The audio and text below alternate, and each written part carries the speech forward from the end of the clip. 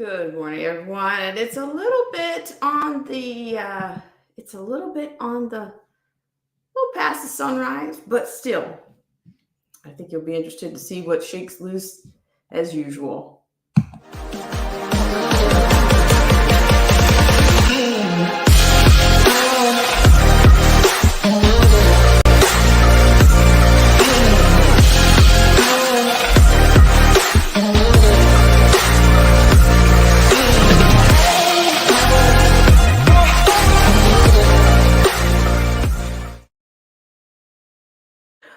Once again, good morning. This is Black Spring with Autumn on your Friday. And it is June 20. No, it is June 30th.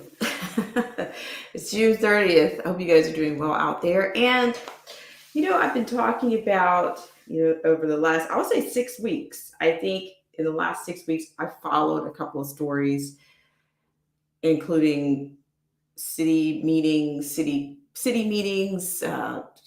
task force meetings. And today I have a follow-up for you.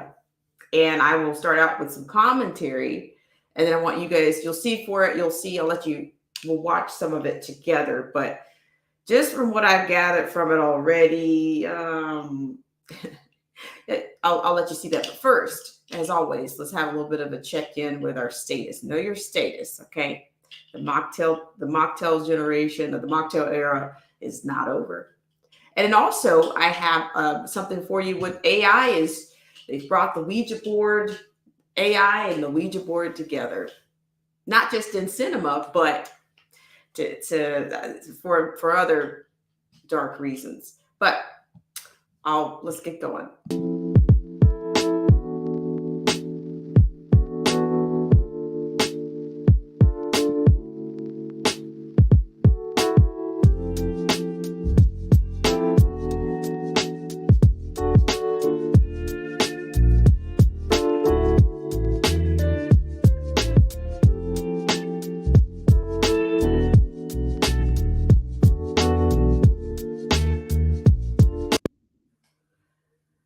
All right. Good morning once again, and good morning to Gary Gage. Thank you so much for tuning in. So yes, it is Black Spring with Autumn here, and thank you so much for tuning in, or for giving me the opportunity to come in with you this morning. So I'm going to start out with some comments. Hi, good morning, Derek C. Williams. Derek C. Williams, thank you so much for tuning in. I really appreciate it. Also, let's see. Derek C. Williams, also please feel free. I hope that you have what you need in terms of all content creators. Please feel free to drop your plugs into the chat. Please do that.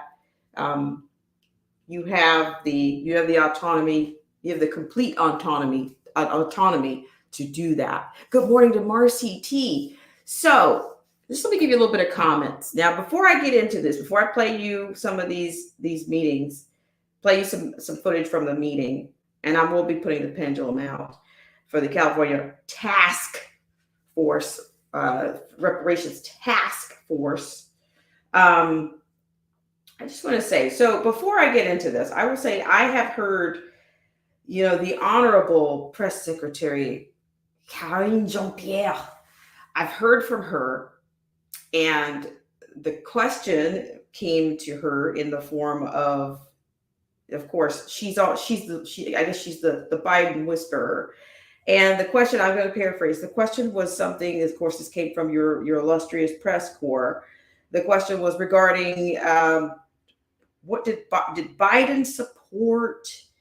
Does Biden support payouts? And she does it. She does her usual drum and patty show. She talks about what he did when he came in, and and I've talked to you guys before about these empty holidays, these statues, these street names, these museums. I can't say that enough. I mean, you know, and I've even, like I said, I have no problem presenting, such arguments to the baby boomers, specifically the quote Black civil rights people that were, and I'm more actually at this point in life, I'm more interested in speaking to people that were around or, during that time. If you were around during that time, you should have a lot more to say than the recycled narratives, that come out. Everybody just regurgitating the same lines, and you never hear people talk about, you just don't hear it. You don't hear, I mean, you don't hear what you need to hear. You don't. Let's see. So hang on, let me say hi to some more people in the chat. Good morning, Uncool Paranoia. Thank you so much for coming in. I really appreciate you guys. Here again, I want to say this again, if anybody's just joining us, please feel free to use your autonomy to plug your channels. Okay. Just do it. It's not something you don't need to ask me. Just do it. Just do it. Okay. So what the two topics, first of all, I'm going to say, honestly, this California task reparations thing is a huge, that's a whole meal. Okay. I want to say that, but as I say, I think it's important to not just read these headlines, but it's also important to see what exactly are people saying, what type of responses, or what to me, it's beginning to look like theater. Okay. It's looking like theater on the ground. And so as we go back to, and I've seen some staggering things already coming out of the California residents about the paradigm. They're giving thanks and congratulations. And within the last 24, within less than 24 hours of this report, so we're going to get into it in just a bit. And Derek C. Williams, let me read your comment here. Well, Derek C. Williams, I absolutely, I support you. You have support here on this channel. That might be a mustard. It might be a mustard seed of support, but it's definitely it's real. Okay, I really appreciate it. And Marcy T's here. Good morning, Marcy T. And yeah, do your plugs, friends. So what I want to say is, Karine Jean-Pierre, she was tasked with the question, as she always is, that does Biden agree with a payout of reparations? So of course she does. She talks about, oh yeah, well, he's been very clear. Let me see. It's always, you're so clear that people still need clarification it's just so the clarity is crystal, right? So, she talks about how Biden wants to see more studies. He wants to see more study, and study upon study after study. And then after study, we're going to study some more. That's how we're going to do it. Are you convinced? Are you excited? Are congratulations and thanks in order yet? I'm telling you, this is how the illusions and the boule continue. Like, to me, these are junior boule. They're junior, they're boule in training, Illuminati in training, whatever you want to call them. But like I told you, there's no way these people aren't benefiting from this. Whether it's a political stunt or a junior boule, OJT for the junior boule or the junior Illuminati, you got to see somebody's profiting from this. Okay. Dr. Weber. Oh my, you got to hear what they're saying about her. I can't wait to get into this, and I can't wait to drop this pendulum on you, on my friends here. I cannot wait. But let me just finish up these little thoughts on Jean-Pierre, whatever it is, same trick, Okay. So she talked about, oh, well, there was a Juneteenth concert, and can you see how moved he was? Oh my God, the president was so moved by a Juneteenth concert. So moved. That just shows how he thinks that he needs to lift up African Americans in the community. And can you see, he's been so clear. Can you not tell by his economic policies? And okay, so here we go with the future, more future faking, more illusions. And, I'm just saying what they're willing, and Gavin Newsom, to me, he thinks him and Biden are actually probably playing off of each other. They are tag teamed on this. I'm convinced, because I'm convinced he's gonna try to run for president. And in fact, I need to find out that he's visited the White House. So he's already, I guess he's seeing his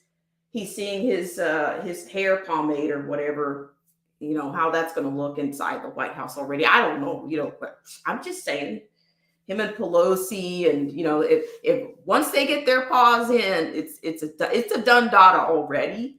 But just hang in there, and people are supporting California people, blacks in California are supporting Gavin Newsom with this rabbit and a hat trick. That's what they're doing. Okay. And so, yeah, so let's go. So of course, she always says, Karine Jean-Pierre always has to pad, Biden's vision and clarity. Can't you see? Put your glasses on. You put the Biden clarity glasses on. You can see how clear he is, right? So without further ado, I'm going to let you guys see this for yourselves. I can't help it, but I wanted to get into the AI Ouija board, but I just think that this is so heavy. I'm just going to go ahead and give you guys a little something to nosh on really quickly. And then maybe if we have time, we'll come back to it. But that's like, to me, these are two whole meals. Let me give a comment here, and then we're going to roll. We're going to rock with it. Derek C. Williams says, the dangers of political correctness. He said, that time, Black Spring with Autumn was my top moderator. Well, you know what? We need these memories. We need them because, to me, we're so far beyond where we were at that time. What a deal. All right, friends. So let's go ahead and do this. Let's go ahead and share this with you guys. Hope you guys are having off to a great Friday. If you're I don't know, everything is controversial these days. Is that fair to say? Everything is controversial. So let's go ahead and have some controversy. Let's serve it up. Let's just serve it up. We're going to go ahead and go to the task force meeting. And it just seems like, I don't know, but I want you to hear it because I haven't seen it all. It's pretty long, but it's definitely, there's meat. It's pretty meaty. Okay. So, and then we're going to give it some time, and then I'm going to drop this pendulum. I'm not going to play the whole thing, but I'm going to play a little bit of it so that you can drop your comments, or either you can pick up that pendulum and say, hey, I need a little bit, I need extra strength, some extra strength response to this. You just come on in. Okay. So this is the task force to study and develop reparations proposals for African Americans. Right away, that's kind of a word salad, right?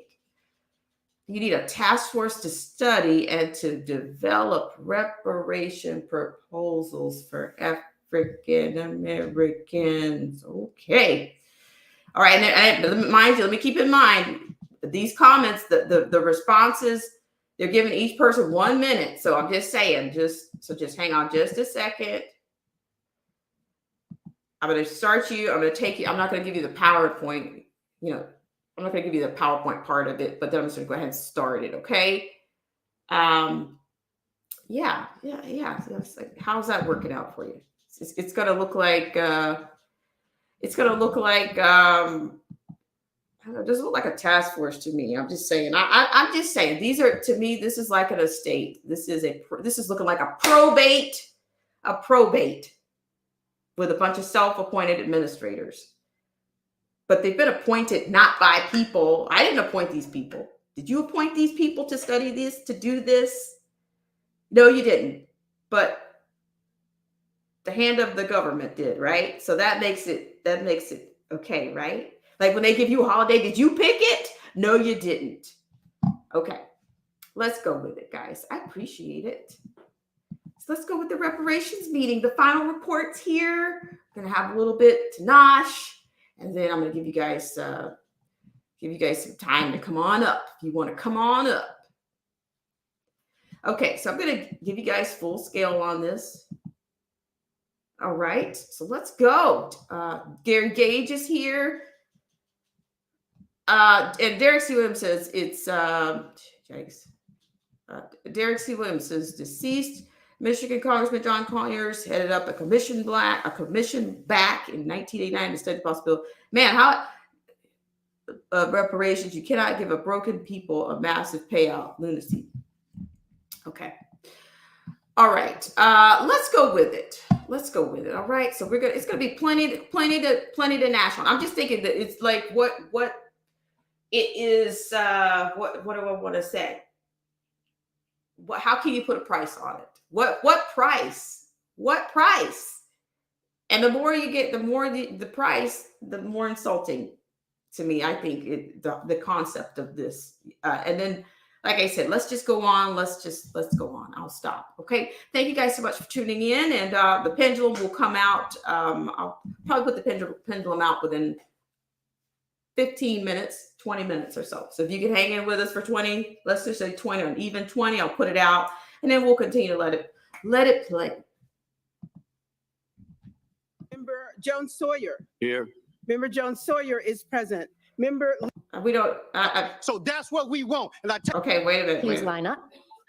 We'll get started. Okay, so here. This is the last hearing of the California Reparations Task Force. Let's give it up for ourselves. Yikes. Yikes. Okay, I'll be quiet. Parliamentarian Johnson to establish a quorum. Thank you.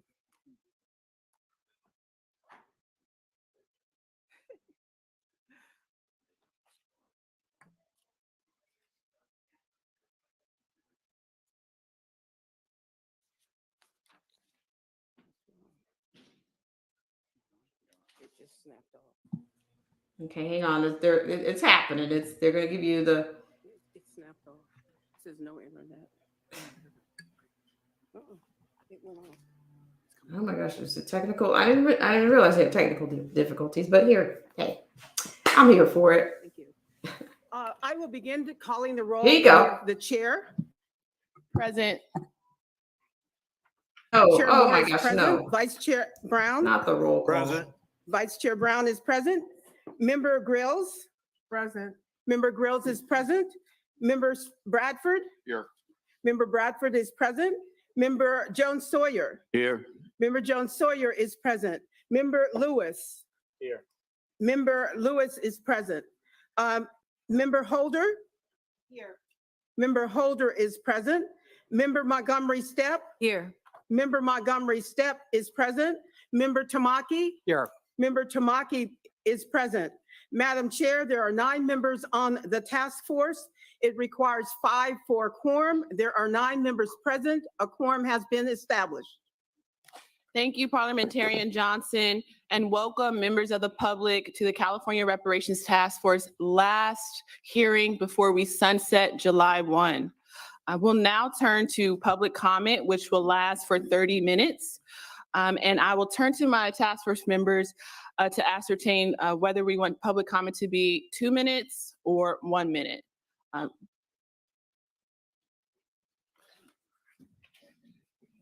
We'll do 1 minute to maximize as many people as possible. I'll now turn to Aisha Martin Walton to resume the agenda. Good morning, everyone. Again, welcome to the final task force meeting of this amazing 2-year process. Thank you all for coming out. We will start the public comment process. And just know that the task force, as always, wants to hear from everyone. The public comment period, as Chair Moore indicated, will be 30 minutes this morning, and each person will have 1 moment to speak. Please be advised.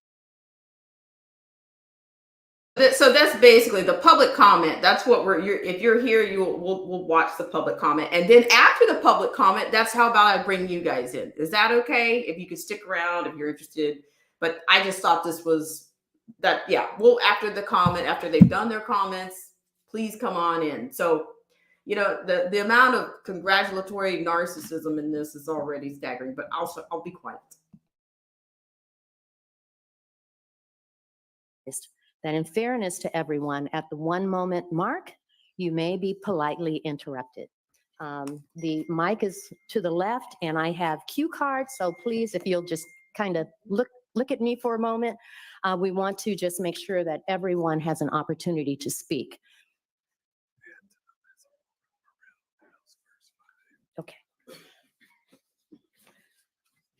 So we will begin with our numbering, Sharice Cryer, Laura Morel, Reggie Domain, Lakeisha Milner, Donnie Brown, and Pastor Tony Pierce. If you could please line up, we'll get started.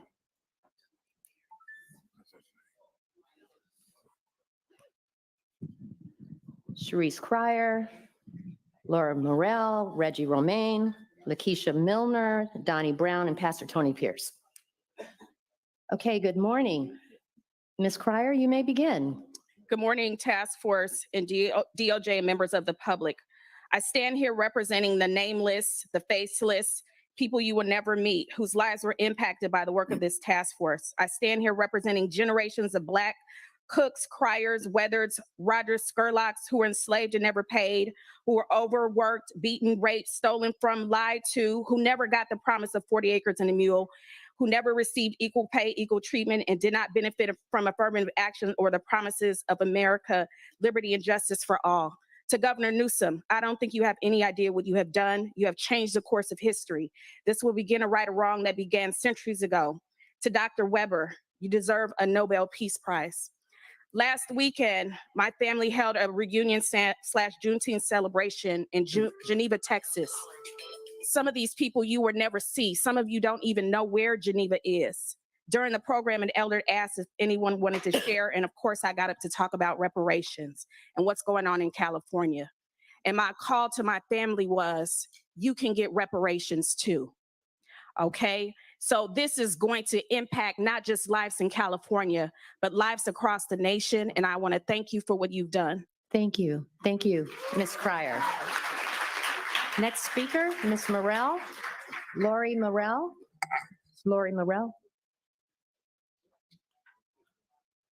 Okay, we will move on. Reggie Romaine. Good morning. Good morning. Final lap, Mr. Final lap of this here, this reparations task force. I appreciate y'all, but y'all opened up a whole can of worms. I'm gonna tell you this, reparations is about repair. To me, I qualify. I'm gonna tell you how you repair this. First of all, America, from the evidence that they gave us, you're guilty. We in 1619, we was eating foo-foo. You kidnapped us, put a hate crime on us. That was the first one. Then you came here with all the other atrocities. When you brought us here, you raped our men, women, and kids. So therefore, you married us. Don't treat us like no cheap piece of meat.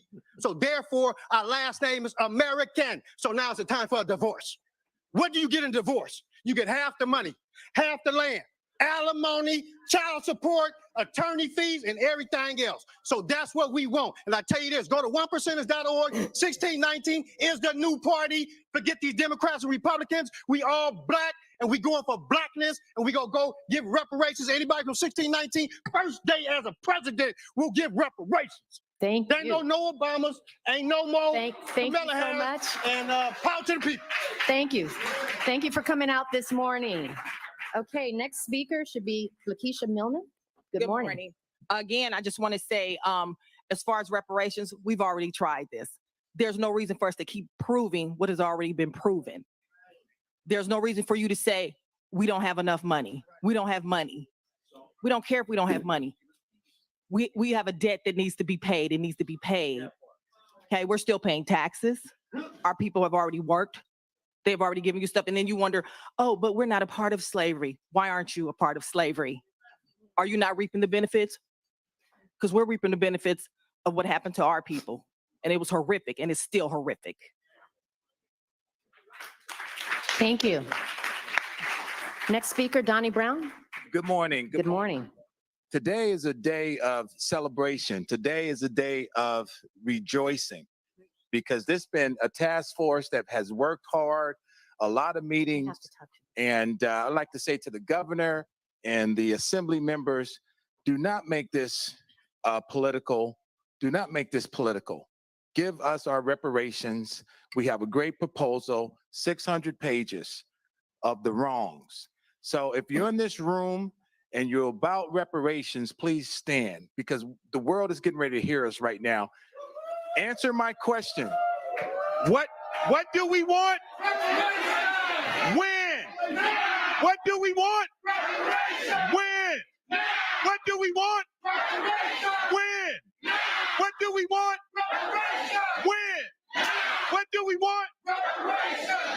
Thank you. Thank you. All right, next speaker, Pastor Tony Pierce. You may begin. Good morning. Yes, thank you very much.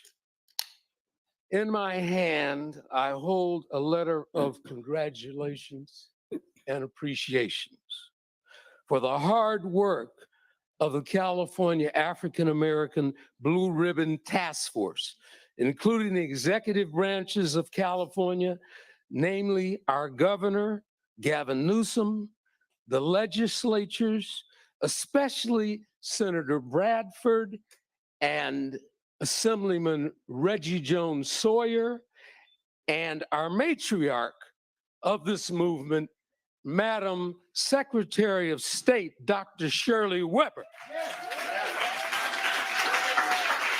I want to especially thank each and every one on the California Reparations Task Force.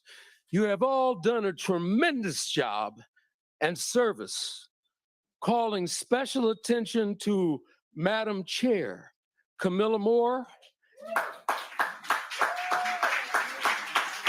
and longtime civil rights leader, Vice Chair Dr. Amos Brown.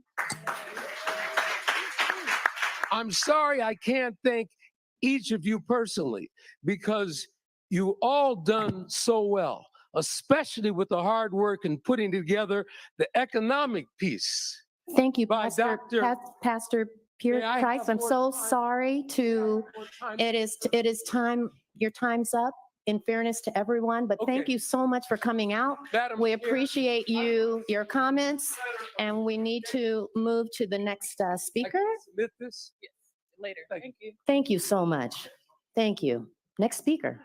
I'm here because Black disabled are never counted, never protected, nor spoken up for, nor get the services, supports, or job opportunities they need to be thriving people of society. This is why I'm speaking up, because nobody speaks up for us. If reparations is passed, it should be non-taxable. And so people on SSI and SSDI and elderly could get the reparations checks without affecting their benefits. But also, it's the right thing to do. Everyone else got, Jews and Japanese have got their share. Same with in American Indians. It's only fair. That's all I have to say. Thank you. Thank you for your comments this morning. Next, we should have Joan Mathis, Deborah Burrows, Sabrina Jefferson, Willie Pitchett. I may be pronouncing that incorrectly. I apologize. And V. Stewart, please line up. Please come forward.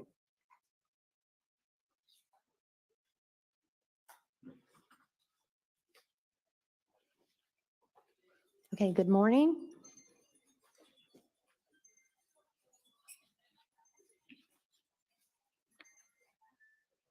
Good morning. Good morning. My name is Vivette Stewart Gordon, and I'm here. I would like to thank everyone on the task force.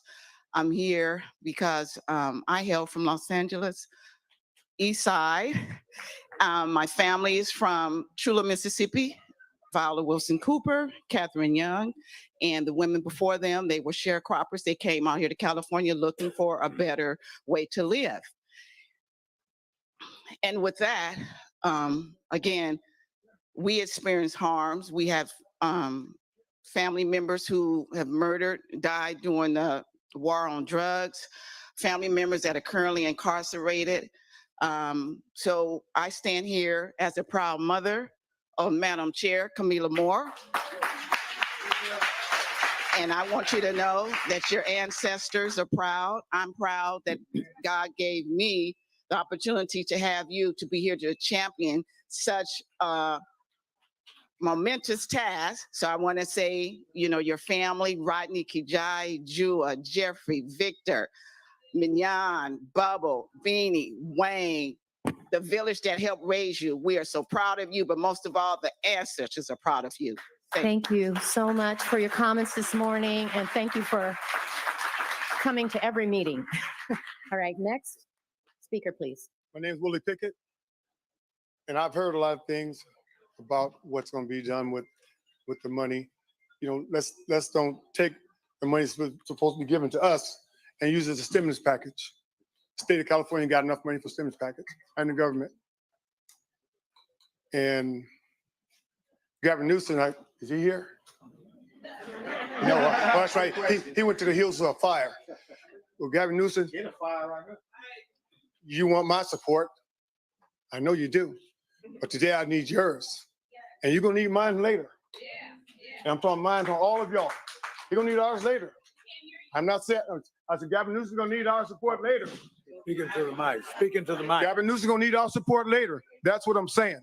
Okay? I'm not saying impeach. I'm not saying to not support him. But he's going to run for another term. He's going to need our support again.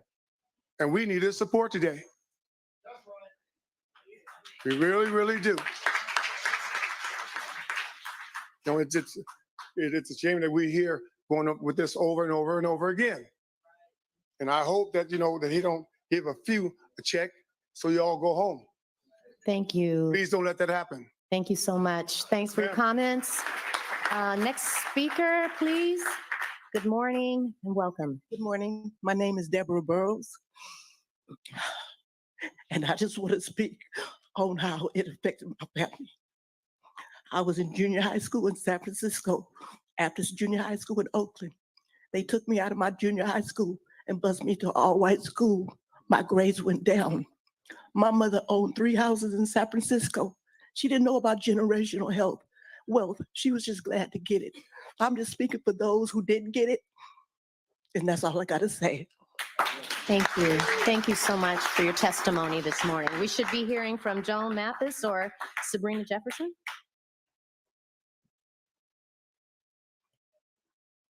Hi, good morning, task force and community. I'm Sabrina Watts Jefferson. I'm speaking on behalf of my enslaved ancestors, my current family, and the African American community. After being denied freedom, education, basic human rights, and our 40 acres and a mule, it's time, our time has come. And I would like to say that to my 4th great grandparents who were born slaves and they were the last ones that were slaves. It's time, our time has come, and this reparations will be making right the many centuries of wrong. Thank you for your work. Thank you. All right, the next speaker should be Laura Morrell. Good morning. Good morning, thank you. My name is Laura Morrell. I stand on behalf of the Greater Sacramento Urban League. As an organization committed to empowering Black and historically marginalized individuals throughout the region, we fully endorse the comprehensive interim report that sheds light on the enduring consequences of enslavement, racial terror, and the institution of slavery on the lives of African descendant people in America. The interim report unequivocally affirms the immeasurable and detrimental effects of slavery on African Americans' economic, health, educational, social, physical, and psychological well-being. GSUL exists to address these present and historical injustices and systemic barriers faced by African Americans. Reparations serve as a necessary pathway to rectify these historical injustices and dismantle systemic barriers, providing compensation, restitution, and support to those who have endured generations of economic and social disadvantages. I just want to extend our support and to all of the members here at the task force. Thank you for your work. We appreciate it. Thank you. Thank you so much for coming out this morning. Next, we should be hearing from Dr. Trish Crawford, Charlton Curry, Davis, last name, next person, Berkeley, Emmanuel, last name begins with an A. Please come forward. Good morning. Next speaker. Good morning, task force. My name is Dr. Tish Crawford. I'm a part of California State. Speak into the mic. I'm a part of the California Black Lineage Society and a part of CJAC. In 1849, the first California convention was held, and one of the biggest heated debates was the state of slavery. Well, legislation passed bills that would ban the immigration of free Blacks. What I'm going to tell you, that was then, this is now. Thank you, all task force member, Chairman Camilla Moore, Co-Chair Brown, and Dr. Shirley Weber for the rectify, repair, and restore of the future of ancestral descendants of slaves. Thank you as we move forward in the legislative process. Your framework is great, fantastic, love it. Now let's free those records.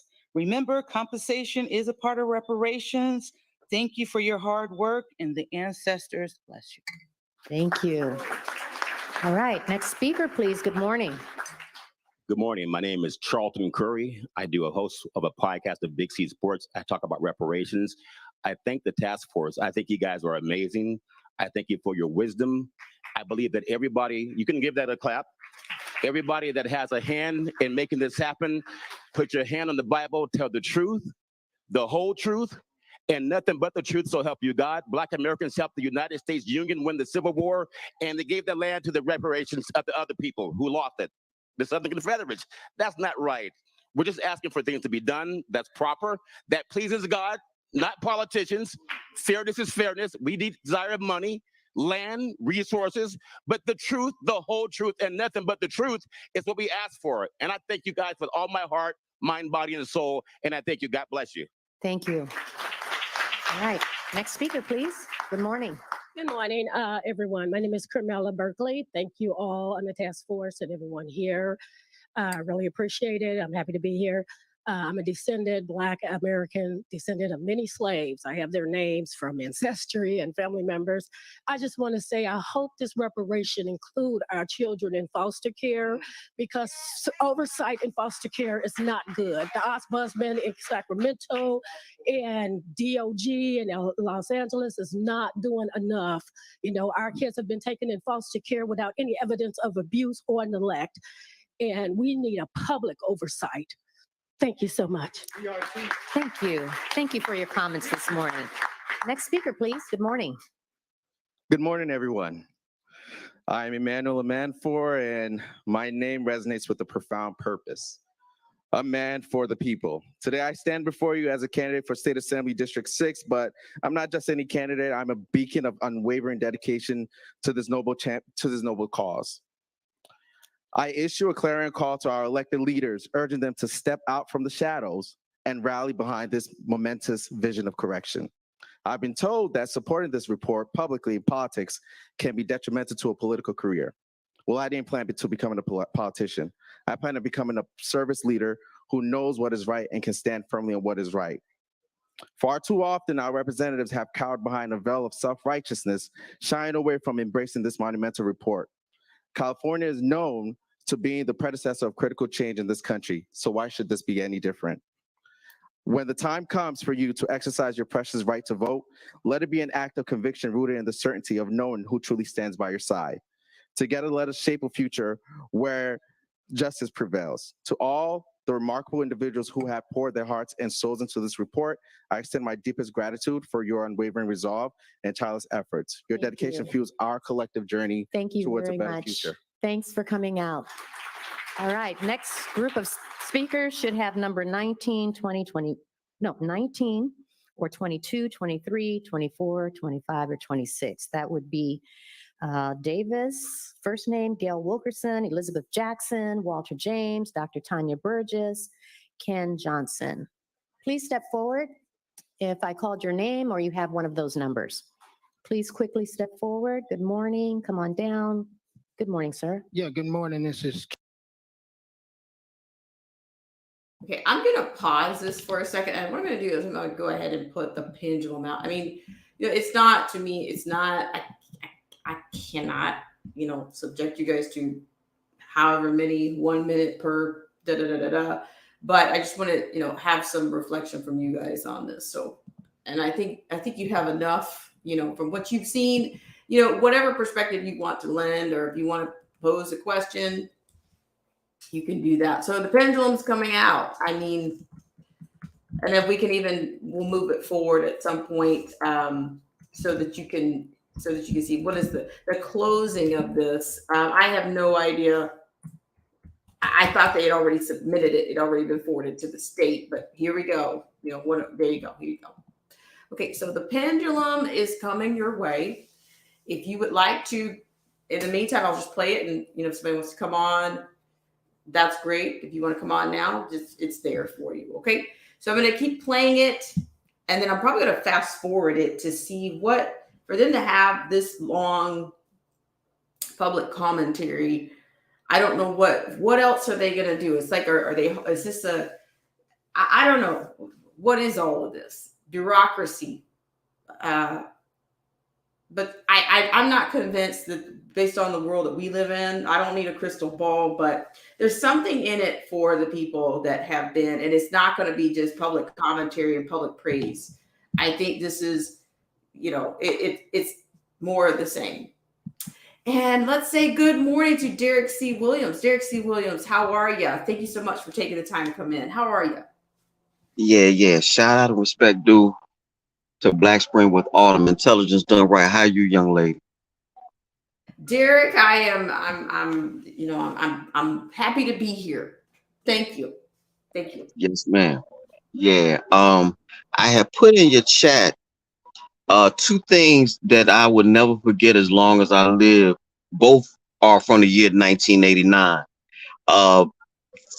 Deceased and disgraced Michigan Congressman John Conyers put out an exploratory committee to simply study reparations. Never said anything about a dollar amount, none of that. They just was going to look into it. That was the same year that the New York Times put out a piece saying that only in intellectual circles did you have the term African American. Prior to that, there was no such word.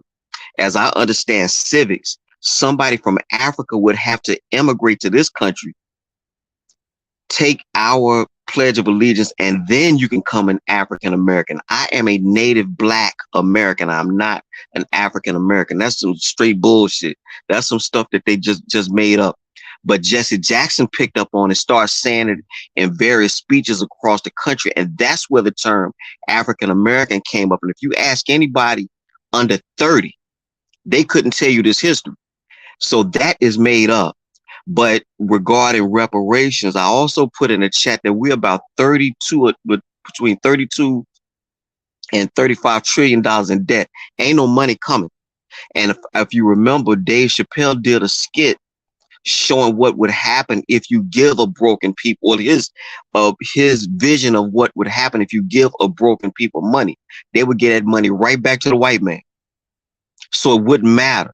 And we would still be in the same rut. Repair should be done on a psychological level, I feel, first, and perhaps maybe later, if you had the money, you could go back, because what the lady said does have some weight. Japanese were interned out in California during the World War II. That is not up for debate. That is a matter of historical record. It's my understanding that Germany did repair the state of Israel. We bombed the hell out of Japan, and Tokyo looks like New York City. So clearly they were repaired. Well, we don't have neighborhoods in Black America. We don't have communities. We have what we call hoods. And hoods is something that Black folks just take it from somebody who know. I live in one. I live in North Philadelphia, and it's fucked up. But the people that are in the city, in the hood, they don't have a sense of community, and they don't have a sense of self. So if you don't have a sense of self, quite naturally, you're going to tear up every damn thing in your sight.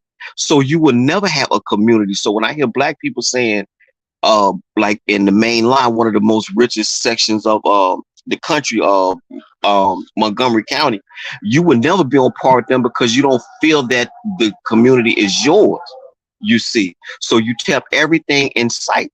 So it will never be pretty like that. But it's another thing to be said about what they call redlining, where the white man purposely makes certain areas in different cities war zones.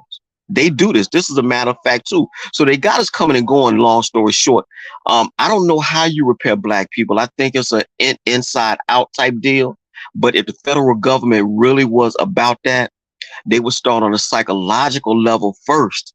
And then maybe if we wasn't in debt, perhaps maybe you can dole out. And then something the sage of South Central, Larry Elder, said, I agree with 100%.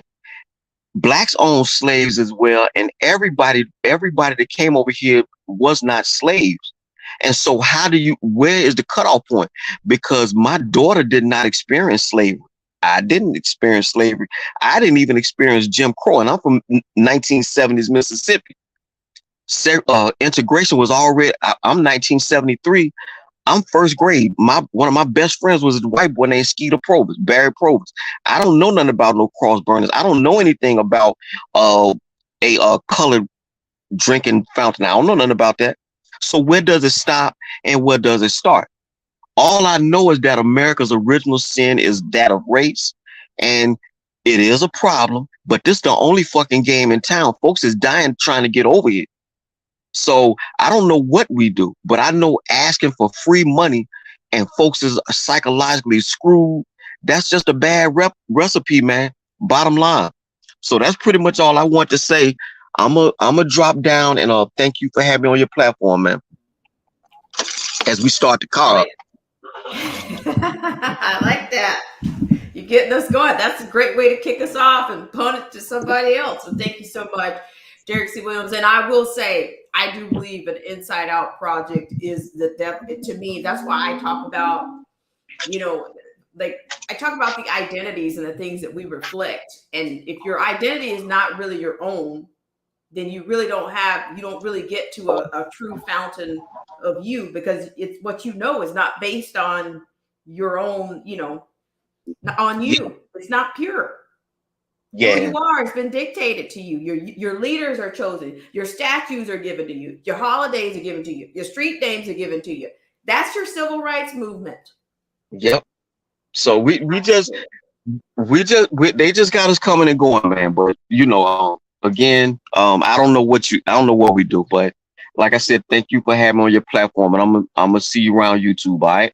I appreciate it so much. Thanks so much, ladies and gentlemen. Derrick C. Williams. Yes, have ma'am. a great day. Don't forget your Yes, plug. ma'am. Salute to your chat.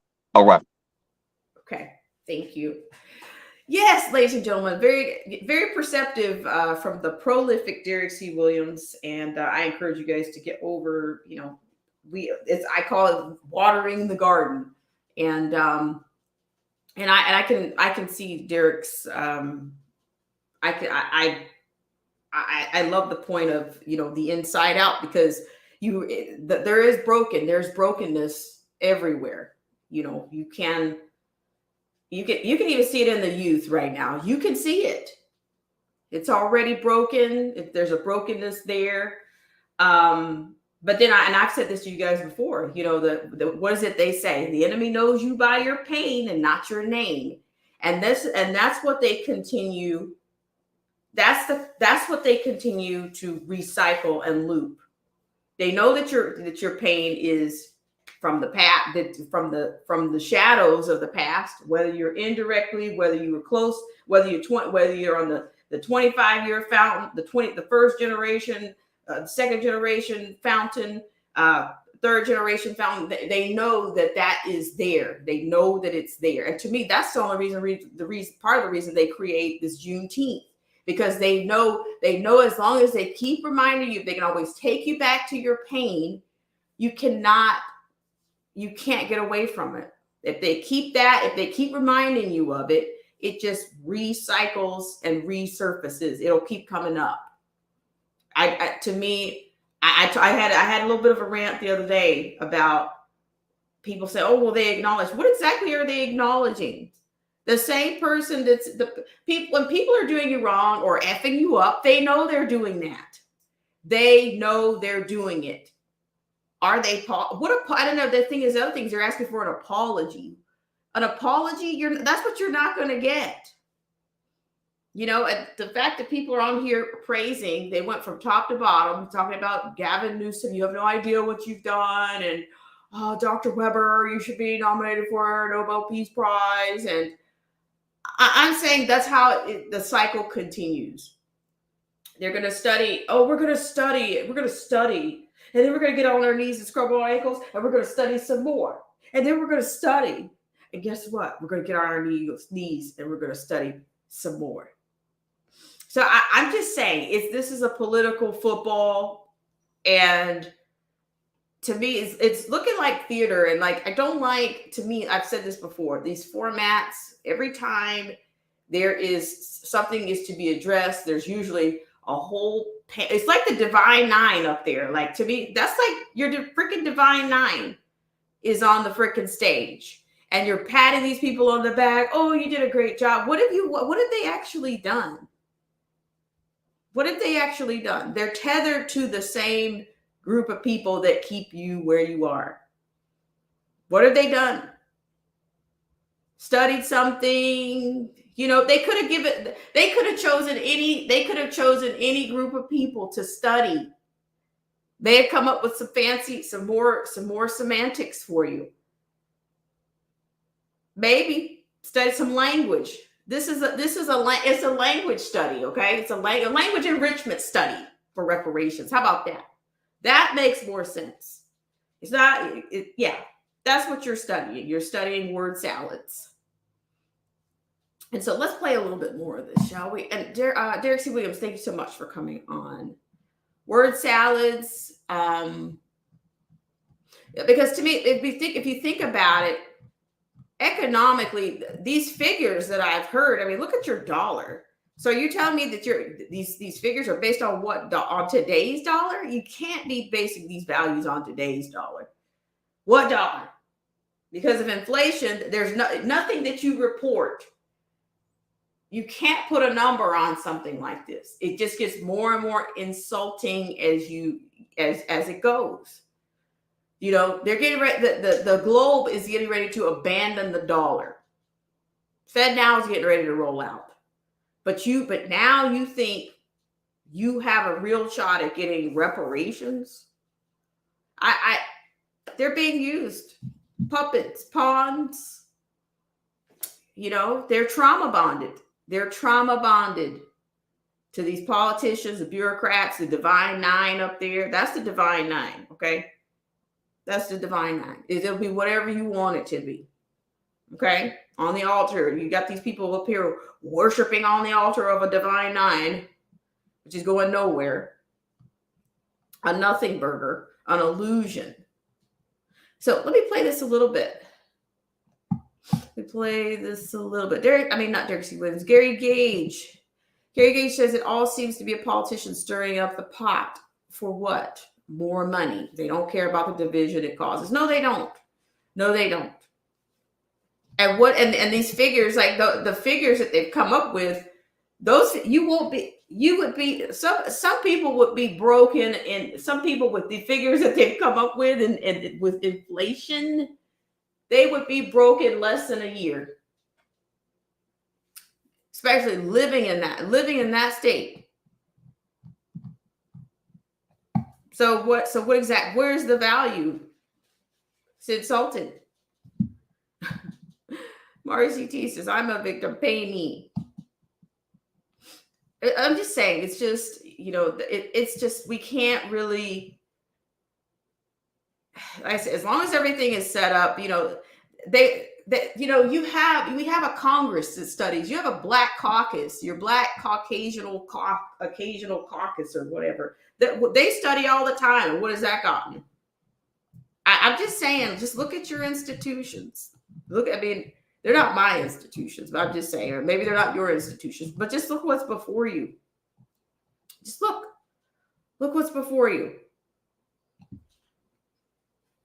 I don't know. I can't tell you, but to me, this is going to be a nothing burger.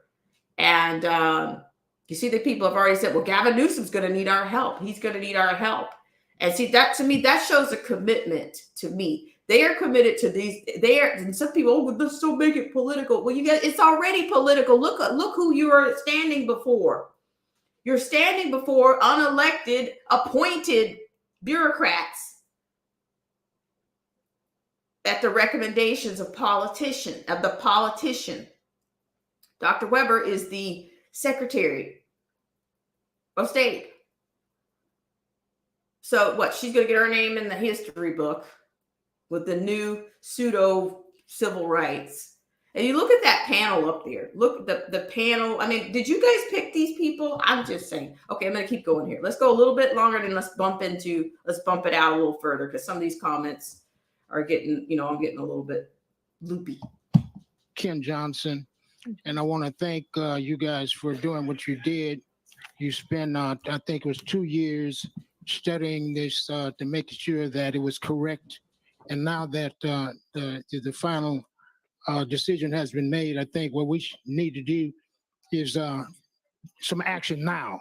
Like I would like to see you guys give out letters of credit where we can buy property, we can do things instead of waiting. I'm 78 years old.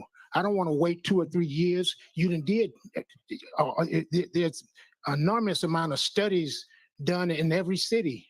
Now the state has done it and agrees that we have been harmed, miserably harmed, hurt. And so we need to get paid now, not wait for years and years and years. We've waited patiently. So now what I would recommend wholeheartedly is that you give those of us letters of credit so we can help our families, we can help ourselves, we can build businesses. This is what we need. No more meetings, no more waiting. We need it now. Thank you. Thank you, sir. Thank you so much for coming out. Next speaker, please come forward. Good morning to all the task force members and lawmakers that might be sitting in the audience today. First of all, I just want to thank the task force for the work that you all have engaged in, and for also having the courage to really, really engage in this work and to take the good and the bad as you've gone along. I especially say thank you to the only non-African American on this task force, Mr. Don Tamaki, who has been a foe and has really, really stood up for the people, a true ally in the name of John Brown. And I would just like to say that as we move forward to Reggie Jones Sawyer and Senator Stephen Bradford, I ask the ancestors, I stand here for the ancestors today and not for my organization, Bar High, or the Black Housing Advisory Task Force, but for the ancestors, that their spirit will guide you all through this process and the recommendations that will come forth and that will benefit everyone. Thank you. Perfect. Thank you. Thanks so much. All right. Next speaker should be either Gail Wilkerson, Elizabeth Jackson, or Dr. Tanya Burgess. Good morning. My name is Gail Wilkerson. I'm here today to stand on the shoulders of my ancestors, starting with my father, who at the age of 14 worked at a funeral home.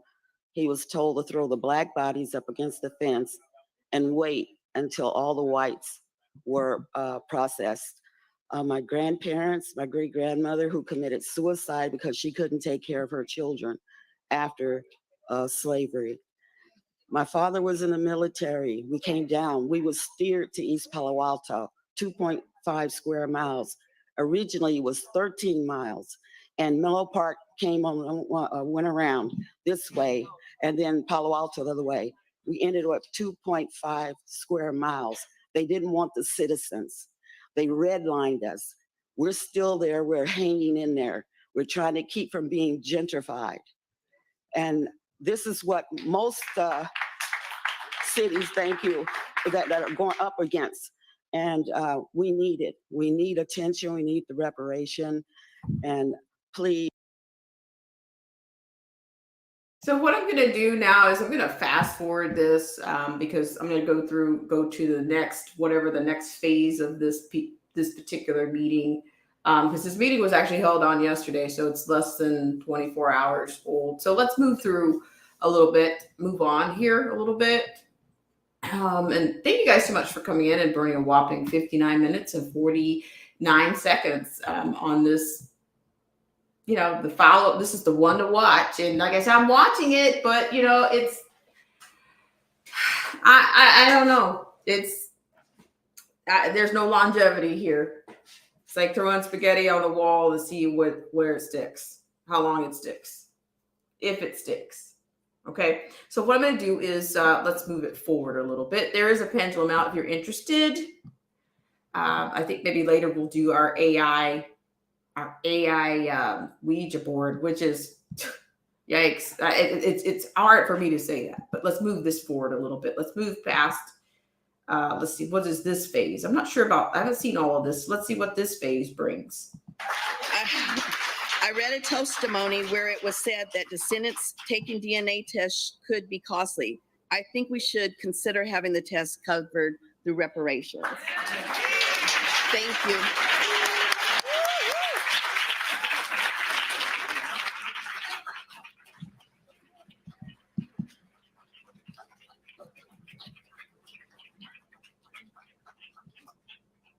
Thank you so much, Yvette Porter Moore, for that personal testimony. That was incredibly moving and informative. The last family we'll hear from a person is Elmer Fonza. Is Elmer Fonza here? Thank you.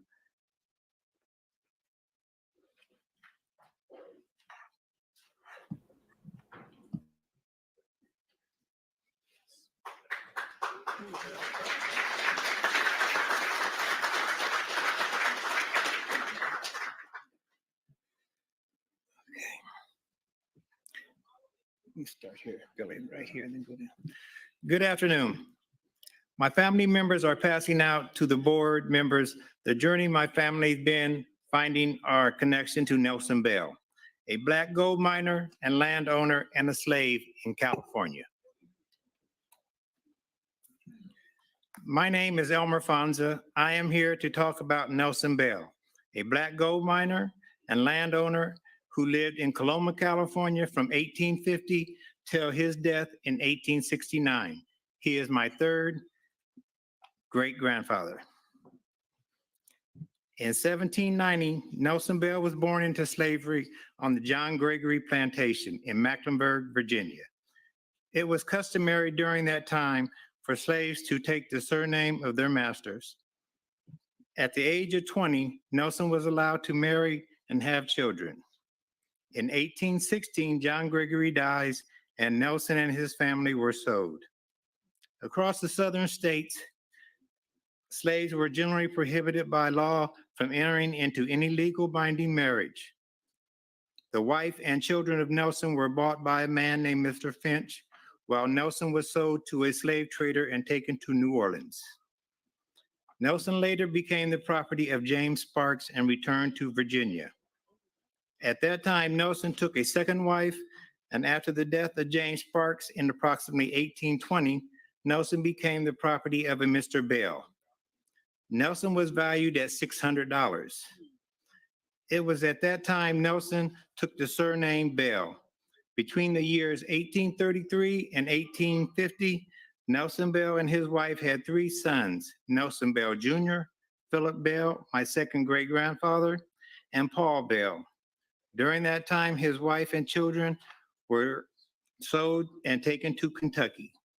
In 1850, Nelson came to Coloma, California with Mr. Bell and was given his freedom shortly thereafter. In 1856, a free Nelson Bell purchased several parcels of land, approximately 11 plus acres, in and around the town of Coloma, where he worked driving a water wagon and mining for gold. Nelson died in 1869. The cause of death is unknown since death certificates were not required until 1900. A few days after Nelson's death, his land and personal property were put into probate. Personal property was later sold by a probate administrator, but the sale of his land was not recorded in the probate report. However, the probate report did list his real property as a dwelling house and land adjacent to the town of Coloma, which was bound on the north by Main Street, on the east by Martin Fleming's property, and on the south and west by Jonas Wilder's property. Also, the land fronting Main Street belonging to Nelson had 4 Chinese tenement houses on it valued at $300. The land once owned by Nelson Bell is now part of the California State Park. It is unclear how the state acquired the land once owned by Nelson Bell. Okay. All right, guys, I just want to take a few moments to say hi to everybody. So what you're watching, if you're just coming in, we are having a look at the final installment of this reparations task force report. I honestly, this stuff, the bureaucracy here to me is, I'm saying that bureaucracy here is long-winded and I'm not sure where this is going. It's an illusion. And this was yesterday. Okay. So I miscalculated. I thought they had already sent it up to their upper level boule or whatever to do something about it or with it, but they didn't do it. So I guess, I don't know. We'll find out what happens still, but I just don't see this going anywhere. So I'm showing you guys right now, previously we saw the public comment And now this is another type of testimonial or people sharing, their, bringing their claims. To me, this is almost like they're presenting claims regarding reparations. So, but we'll probably fast forward through some of this because we all want to know, where is this? We all kind of want it. We already kind of, it's inevitable. We kind of know where this is going, but we want to see what type of, these dog and pony shows and bureaucrats and Divine Nine that they put before you to say, oh, this is what we're going to do. And, and yeah, the politicians and the bureaucrats are going to benefit. They've already get their names in the history books.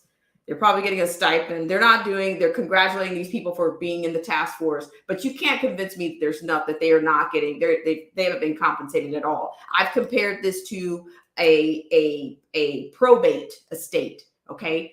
The estate is in question, but then you can be appointed an administrator and probably you're going to get appointed. You're going to claim some money yourself. You're going to kick back some money for allegedly being a task force member. Nobody can convince me they're not. In fact, I don't know if these people were handpicked. They were appointed, but they weren't appointed by, I'm pretty sure these people in the state did not nominate them. Dr. Weber is the Secretary of State. She was also in place, installed before Newsom was the recall efforts. So, these people are all tethered together, but I'll stop talking and say hi to Real Matt TV. Thank you so much for coming in. I've already invited you guys to give you the autonomy to, plug in your channels. And Marty Lauderdale, thank you so much for sharing. And I'm gonna let him finish this one, and then I'll move us down into this and see what comes next. All right, guys, thanks so much.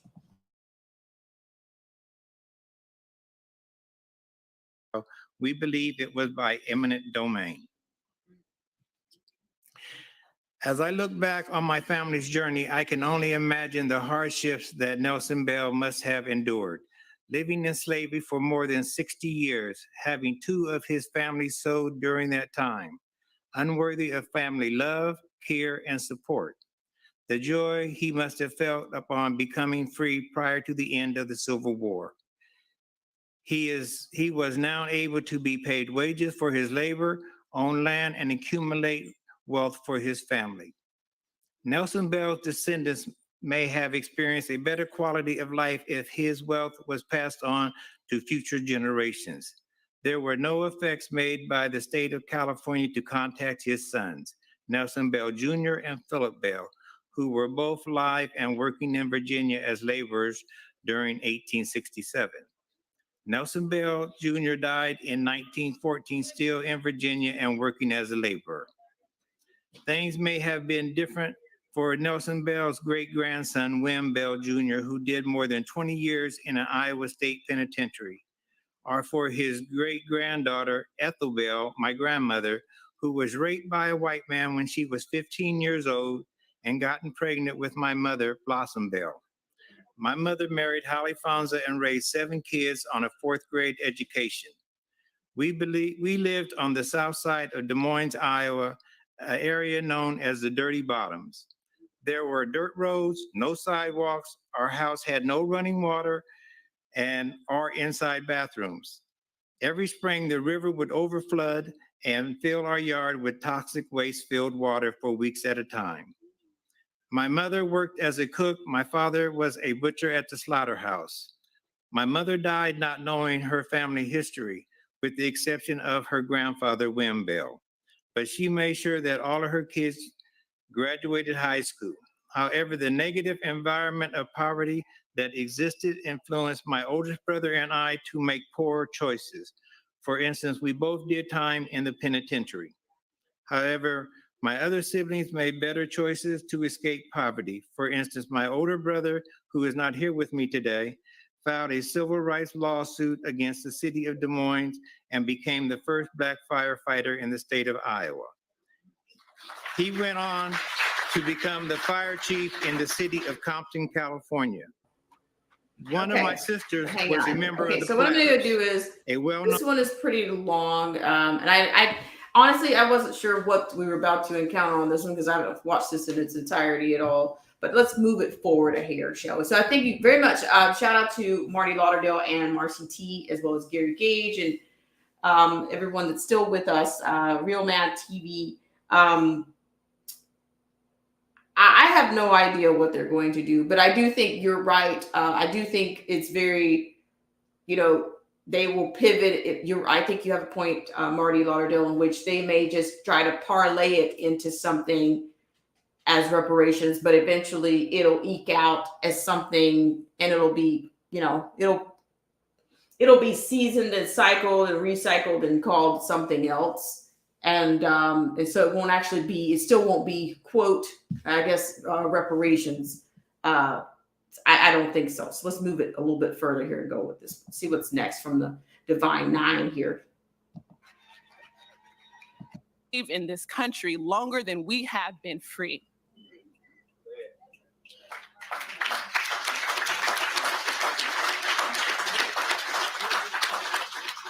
Chattel slavery, sharecropping, convict leasing, de jure and de facto segregation, redlining, educational funding discrepancies, predatory financial practices, unfair labor practices, chronic unemployment, medical experimentation, intellectual property deprivation, environmental terror, family separation, police brutality, anti-African American hate crimes, vigilante violence, extrajudicial terror, war on drugs, mass incarceration, unfair sentencing, the school to prison pipeline, extreme poverty, homelessness, gentrification, wealthlessness.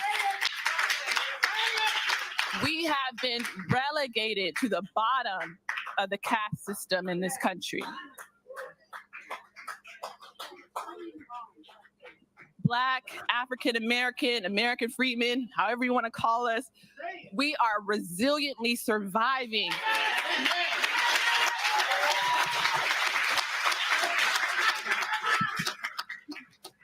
We are resiliently surviving the afterlife of descent-based chattel slavery. Okay. All right, guys. So I'm going to pause that just for a second. So we have, even this, you guys are aware of the SCOTUS ruling on affirmative action. That's another piece that's going on. I tell you, it just, I don't know. I kind of want to take you guys to that right now. And then maybe, I just wanted you to see where the kinds of things that are going on in these task meetings and in the report. But yeah, that's where it is. So I put the pendulum out here. Let's see. Let's read some comments here. Let's see. Marcy T.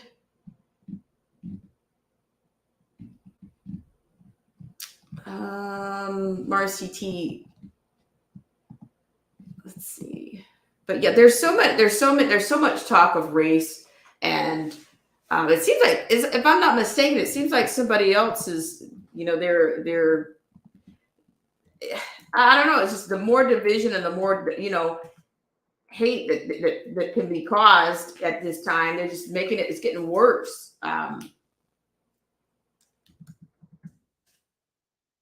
It's getting worse. It's not, they're not solved. There's no way to right. There's no way to right wrongs. How can you? You can't put a price on anything. You can't. So yeah, but let me just come back into the chat here. Marcy T says they're trying to get us hating and fighting each other. But that's exactly what they're doing. That's the majority of it. But then you have the Washington Post right now, the affirmative action stuff. I've never heard so much talk about. Is it because it's an election season? I should put it in the chat. Is there an actual, because this is the election season, there's so much talk about race right now. You guys tell me what you think in the chat. Is this motivated by these elections? The cycle. You're a back burner supply, and then they move you a little bit further, somewhere between the illegals and the blacks. Why is there so much talk about Black people and reparations and affirmative action right now? Is it to fuel? Is it to fan the flames? Because to me, it's not going anywhere. And Marcy T says, she says, in fifth generation warfare, we don't even know we are at war, most of us. Very true. Yeah, so there's all kinds of things going on. Marty Lauderdale says, yes, that and distract from other crap, maybe.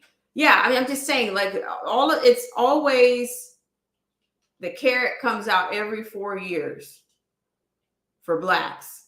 Gavin Newsom and Biden are going to use it like that. To me, it just shows like for people that think that the illusions, to me, everybody should be convinced that the illusions are not what they are at this point, because the Dem party, allegedly, as they call themselves, they're dominating. It's like it's basically it to me, it's been a one party rule, because even if you don't like it, you still end up with an illusion that there's two wings, but eventually they're all going to cave.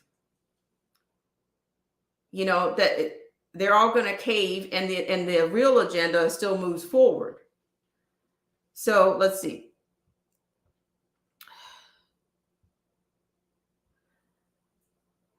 Yeah, I mean, I'm just saying, like, I'm seriously, with Biden and they think that they're entitled to be in power. These people crave power, and they will destroy any man with their pain. They're going to use your pain to destroy you. You're trauma bonded. And, you know, so that's just, Biden, he's a white man. That Biden, he's just an old white man. That's all. He doesn't mean any harm. He's just an old white man.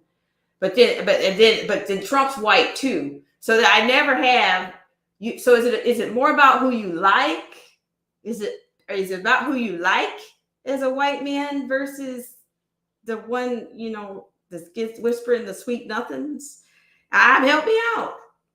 I'm just saying, he's just an old white man. Yeah, that's old Joe. You know, that's old Joe. And see, Kamala Harris, you know, when she gets the volley, Joe, you know, her laugh is a convenient disguise for, you know, because, you know, she was the one that accused him of being racist on the stage in 2020. But then she shows that same sentiment. Joe, we did it, Joe. It was a debate. You know, it's like, are you kidding me? And anybody they put in front of, any stooge that they put in front of you, you know, she's black. You know, she's black. She's black. What is that? What does that even mean? What does it even mean? What does it even mean? Let me read this. Marty Lauderdale says, I agree. The conservatives have not had any real representation since the D's took office. And we're being plumb run over and lives actually ruined. Oh, yeah, the plum, yeah, the red and blue make purple. You know, that's basic. I kind of learned that in primary school, right? Yeah, red and blue make purple. So they work together to get that. They got to come together to say that they're ruling over you. So what is actually happening? Nothing's getting done. We're being all the taxation, and then they're getting with this global agenda. You know, they're trying to come up with global taxation. Taxing you for your travel. You know, travel is going to become, you know, that's going to be obsolete because of your big, fat, funky carbon footprint. So they're coming up with ways to tax you. Okay? Your airline tickets are probably going to be based on forecasts. What did we look at? The air quality IQ the other day? Is that what we looked at the other day? The IQAir.com. I don't know who's got it today. it's going to come, they've got X amount of cities marked right now, but eventually every city every city with a hub is probably going to have a ranking. So so number one today, let's look at it. It's not just commentary here. I'm trying to, just give you the education where you need. So I'm going to take a little break from these people here because, that's a little heavy. And I thought it was, but I just think it's going to be, these illusions and future faking. Future faking is they've got to give you that little hope. They got to give you that little future fake just to keep you coming back. They got to give you that little future fake. So let's go ahead and let me share my screen with you guys real quick. So let's look at our world, live. It's live, honey. It's a live air quality map. You see how you've been parlayed into this? I told you guys the other day, welcome to a global citizenry. Okay. So here it is. New York City comes in at a whopping 157 today. Okay, so we can see, we'll go down and see the band. So New York City gets to be number 1 today in the US, number 1 in the world. You're number 1 in the world, New York. Congratulations. And Eric Adams, my gosh. Whew. Congratulations. Washington, D.C., you're coming in hot at number 4 in the world. Chicago, you guys have dropped. Sorry, you lost your ranking. You're at a whopping 108 today in terms of your air quality ranking, okay? You got me? So you notice that the red is the more intense, of course, the orange and, and so forth. But then here, you can see all this where you're getting, they've got your IQ Air Earth, IQ Air Map. This is the whole green. This is your green jobs. Okay, in order to build a green economies, they got to get you to believe in the crises, right? And they also, it's going to make you sick. So that's also going to create jobs and more stuff for pharma, right? That's going to create more drugs. Pharma is going to need to create drugs and things for people because of this. The mask sales will be up. The masks are going to be a part of the green economy. What is it? Who is it that has the doomsday clock going on? Is it Prince Charles? Swing. Prince Charles and the doomsday clock, huh? Doomsday clock. I think he's got it set up for you. Prince Charles in Parliament, the doomsday clock of climate. All right. See what I mean? See what I'm on about? Let's see. I kind of want to put this out here. How are you guys doing out there? By the way, there is a pendulum out there. Swing. Okay, I'm going to read this. Real Mad TV says, why is the smoke orange? Excellent point. Hey, orange man, bad. Orange. Orange. Let's read it. Marty Lardell says, it's sad that we, the people, can't or won't come together to stand against this evil. It's disheartening for us, but we must stay strong. Right. We have to endure. Marty Lardell says, I am not joking. They sent me a warning yesterday that this smoke is not going to leave. WTF is that? Right on, Marcy. Right on the dime. Let's see. Marcy T says, all we have to do it, get together. I imagine is get together. So yeah, so I'm saying you see your clocks there. Like you guys be aware of the tools that are out there. Okay. Yeah, these are the tools that are out there. You got your your IQ. So I guess if you don't know what it is, I guess that makes you're not smart, right? Common man's so dumb that we need to create an IQ. We need to create these systems, right? Common core, common man. They have no respect for the people. They don't. Okay, so let's see.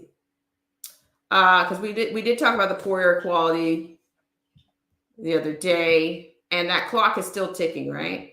The clock is still ticking on the air quality. So Chicago's getting a little bit of a lift, and I guess New York's got it bad today, which New York had it bad first, right? New York was first. All right, so I'm going to move us on to another story. Oh boy, I'm all over the place today, but hey, Marcy T. She says, I think a word, I think I typed it, but it's not there. Oh, you have to forgive me for my phrasing there. Okay. All right. So, like I said, I could get into another topic, but honey, this stuff is really heavy. Not to mention, we're being attacked on all sides: the food supply, air quality, water supply, eating chicken that's being drummed up in a tin canister. Does that sound like nutrition? All right, let's change the script here. I mean, let's change that. Let's go to this sinister situation here. Because I'm still going to want to do it. So let's go ahead and play this one. So we're going to have a look right now at what they are calling the new AI generated Ouija board. Okay. Crazy is that, right? So let's go. Let's go. As I said, let's go into it. Let me give you guys full screen on this. RCT said it. The emperor has no clues. Okay. So I don't know why it makes me think of the Patriot. The emperor has a horse blanket, like Cornwallis in the Revolutionary War. And the Patriot in the movie. He has a horse blanket. Give me the horse blanket. Okay. All right, so let's look at this. This is some wickedy stuff. Okay, so let's look.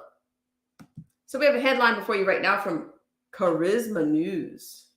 All right, breaking news. Spiritual perspectives. A new AI-generated Ouija board aims to converse with the dead. Okay, I'm a little behind on this, but hey, nevertheless, look at that. Look at that. Captain Howdy, right? All right, people around the world are starting to flock to, quote, grief tech, end quote, for answers, much like Saul flocked to the medium of Endor when he wanted answers from the deceased prophet Samuel. But what is grief tech? And is it abominable as the Lord finds the practice of necromancy and sorcery? Grief tech is a growing practice of AI algorithms gathering data from people, such as their voice, photos, video, text messages, emails, and any other bit of information a person can input into the program, so that when they die, the AI will interact with their loved ones as if they were them. Yikes. There are already programs that can create digital avatars of the person, including holograms. This will allow a widow to have a conversation with her dead, quote, husband, end quote, but in actuality is performed by the AI. Seance AI, who chose that particular name on purpose, are trying to replicate an actual spiritual seance like Saul did with the medium. Jaron Rox, creator of Seance AI, said in an interview with Futurism that he, quote, likens his product to an AI-generated Ouija board for closure, rather than a means of immortality, end quote. That should raise a red flag for all Christians and reveals the purpose and intent. After all, the Lord looks at the heart and not the outer appearance. Quote, it's essentially meant to be a short interaction that can provide a sense of closure. That's really where the main focus is, end quote, Rock says. It's not, quote, it's not meant to be something super long-term. In its current state, it's meant to provide a conversation for closure and emotional processing. The Lord did not ban the practice of necromancy because he did not want his people getting closure. He forbade the practice due to the involvement of evil spirits and the spiritual ramifications that he found abhorrent. But where is the line drawn? Some will undoubtedly see this as simply a simulation and compilation of recordings that people will be aware is an AI algorithm. In the throes of grief, however, the short-term benefits may be outweighed by the possible long-term dangers. A quote, there is evidence from multiple studies that proximity behaviors aimed at restoring a closeness with the person who died is actually linked with poor mental health outcomes, end quote, says Dr. Kirsten Smith, clinical research fellow at the University of Oxford. Quote, proximity seeking behaviors may block someone forging a new identity without the deceased person or prevent them from making new meaningful relationships. It might also be a way of avoiding the reality that the person has died, a key factor in adapting to the loss, end quote, she adds. The science fiction has been out on this topic for decades, except it is no longer fiction. The possibility of this happening has arrived. A person who is mourning the loss of a loved one and then falls into grasp of an AI that is acting as the one they lost, and it is possible for the person to be simply unable to let go. Ultimately, what is in the person's heart when attempting this digital ritual? If the company is purposely named, quote, seance, end quote, and the program is likened to AI-powered Ouija board, where is the spiritual difference from performing these rituals physically and versus digitally? Satan often wraps his snares in something that is pleasant to look at or sounds like a nice thing, but once the wrapping comes off, it is nothing short of destructive for the user. Prayer, discernment, and wisdom are necessary for Christians in this and the coming age. The arrival of new technologies bring new traps of the enemy, and preparedness armed with the word of God is the best strategy for believers moving forward. Yikes, yikes, yikes, yikes, yikes. Do you guys, it's a lot, right? It's a lot. Let me back up here and see some comments here. Yeah, it is very much demonic. It is. Is it conjuring spirits? Is that what you, yeah, I mean, I wasn't, to even, these tools have come out quite a bit because I told you guys last season during the quote Christmas holiday, I saw more witchcraft sets and palm reader crystals and things everywhere in the department stores.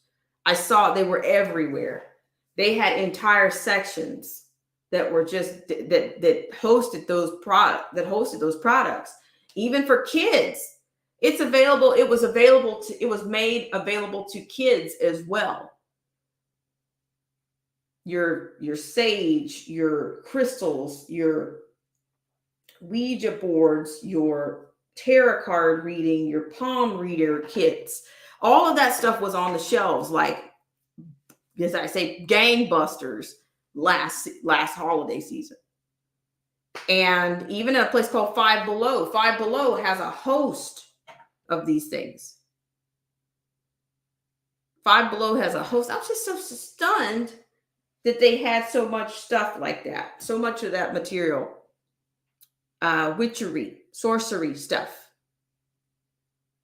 Let's see. Let me just go ahead and read this right now. Marcy T says, those are demons you contacting. Dead is dead. Only fallen angel spirits don't die. It's a demon. Marcy says, I'm sick of these hogs. And Marcy says, this is concerning as young people are being led big time to new age crap. Now AI Ouija board. Well, the Blackening. See, that's that movie. Did I show you guys that trailer? The Blackening. See, they're linking they're mining every group of people, every demographic of people. It could be age from 0 to 89. I'll just throw that out there. They are mining. They're going after to me, this is it's the soul of a nation. They said that, Biden said that a long time ago. And to me, we've gotten more wicked. We're to the wicked end. He's been consistent. That's what he's been clear on. These markets are the entertainment industry, the movie industry. So let's go to the Blackening. Let's go to it. And I don't care. Nobody come on here. Well, you're taking my people. Don't come to me with that. Don't do it. Don't do it. Okay. At some point, you gotta smell a rat.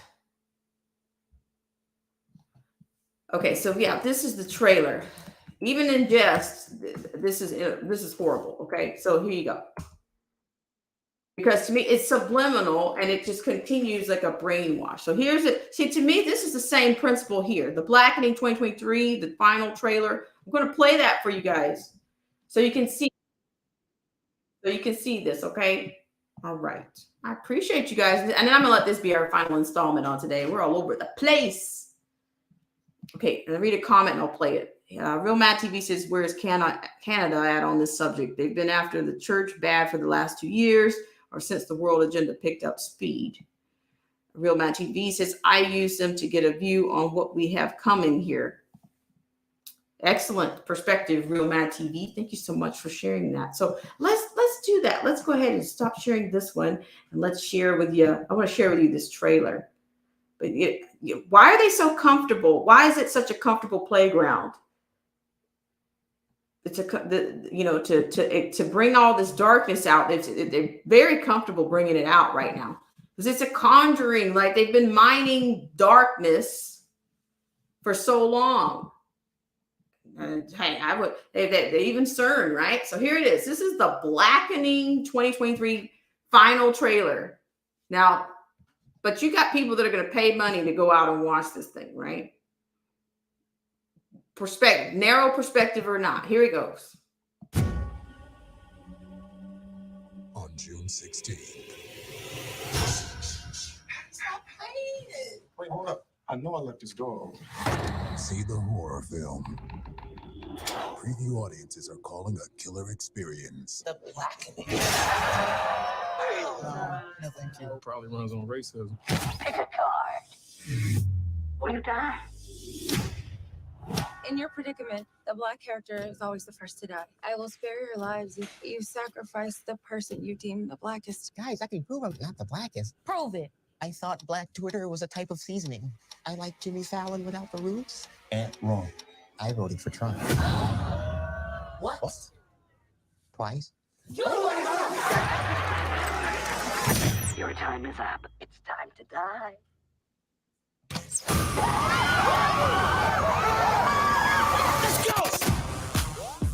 What do we do? Call the cops. I'm just going to let it play, guys. I'm just going to let it play.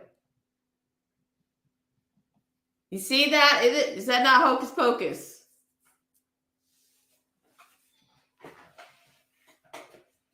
I probably get like a copyright strike, but whatever. It's a trailer. Maybe I won't, but it injects all of the Marxist agenda, all of the global, all of this stuff. It totally does that. So I guess I should just let it play. Go ahead and give me a strike. Or Why black women gotta save everyone else? You see, I mean, I have to make this.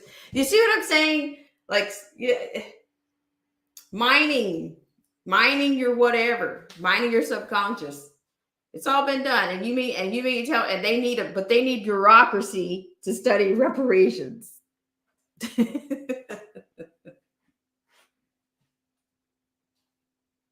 Horrible. Hocus pocus, right? Hocus pocus on the basis of racism and fetishism and dadisms and feminisms and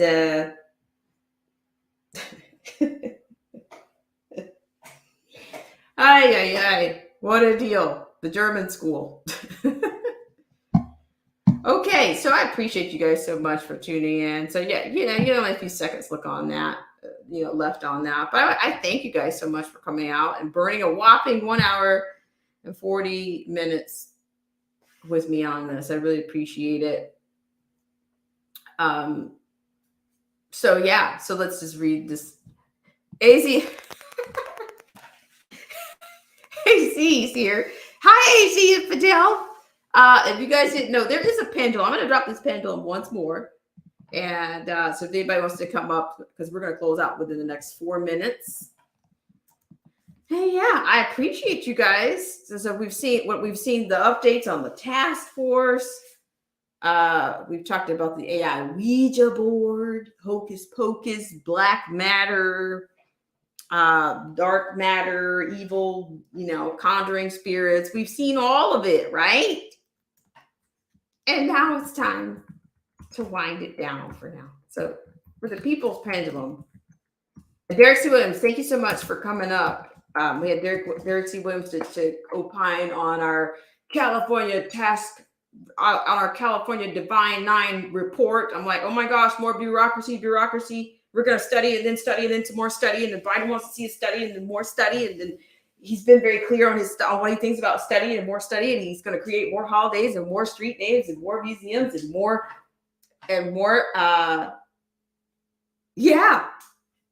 museums and everything. That's progress, people. Oh God. AC says, been lurking for a few minutes. He says, I'll wait for the bootleg version of the movie. Absolutely. Hey, they're calling it horror comedy, but we know that the impacts of Hollyweirds is much more. There's much more depth there. They're going for much more than that. Real Mad TV says, always informative when I come here. Come on back. We appreciate you and thank you so much, Real Mad TV. It's just, once again, thank you guys so much. Let me go through and say hi to everyone. And please catch us over on Rumble. So Rumble Pie for everyone, right? Let's have a little Rumble Pie. If you haven't had a slice, you might need to try it. Just try it. Just use it as a safety net. So Rumble Pie for everyone. Okay, I really appreciate it. Let's see. Oh my gosh. Let's see. Let's go through here really quickly. And then Uncool Paranoia was here earlier. Thank you guys so much. But, I'm telling you, darkity, dark. Black magic, right? Black magic, black matter, dark matter. What could go wrong? Real Mad TV says, I'm about to upload on Rumble soon. Same name. Very nice. I'll look for you, Real Mad TV. I will look for it. So you guys, and do your plugs in here. Yeah, Newsom's got his eye on the White House. Like I said earlier, I don't know. I heard he'd taken a visit. I can't confirm it. Allegedly, he has already visited the White House. I don't know. Maybe he's imagining his hair pomade. I don't know. He just looks like a used car salesman. And he uses the same mannerisms as Nancy Pelosi. The hand waving, hand signs, hand signals. Woo-hoo. Marcy T, how big of a slice of Rumble Pie can I get you? Well, I have to figure out how to get on there because they keep hiding my passwords and stuff. So I can't even get on Rumble to speak and talk. And I like talking. I just thought I'd hop on here before Please. Get out. How's it go? How are you doing, Marcy? How's the air quality? I noticed that you guys aren't quite making the list, right? The top 10. Let's look. Well, we were 2 days ago, and they've been sending me nasty grams, I call them, on my telephone saying, don't go outside. Shut all the windows. Don't go out. The air is poisoned. And I'm like going, wait a minute. What? So I go out there and I take a big sniff. Well, it was hazy though. And it wasn't orange though. It was like a grayish green to me, it looked like, but we've been having storms and stuff here. But they said that this smoke will not be leaving Michigan. And they said indefinitely. And I'm like, how do you know? Right. That's like a smoking gun. Like, oh, there will be another one. and it's going to be worse than the last one. And we're just warning you. No, that's a lie. You're setting it up. Marcy. You know they expect us to be rees. No critical thinking going on, right? I'm sorry. I am so upset with this nonsense. I cannot believe that they were able to break the United States without even one. You know what everybody's scared of all the time. Not one rang out, and we're busted, and everybody's fighting each other and putting honor to these people. I mean, come on. You go to the store, go steal a piece of candy. See if your ass ain't in prison. But then we got a laptop full of felonies and he gets a reward? What? Where are the grown-ups?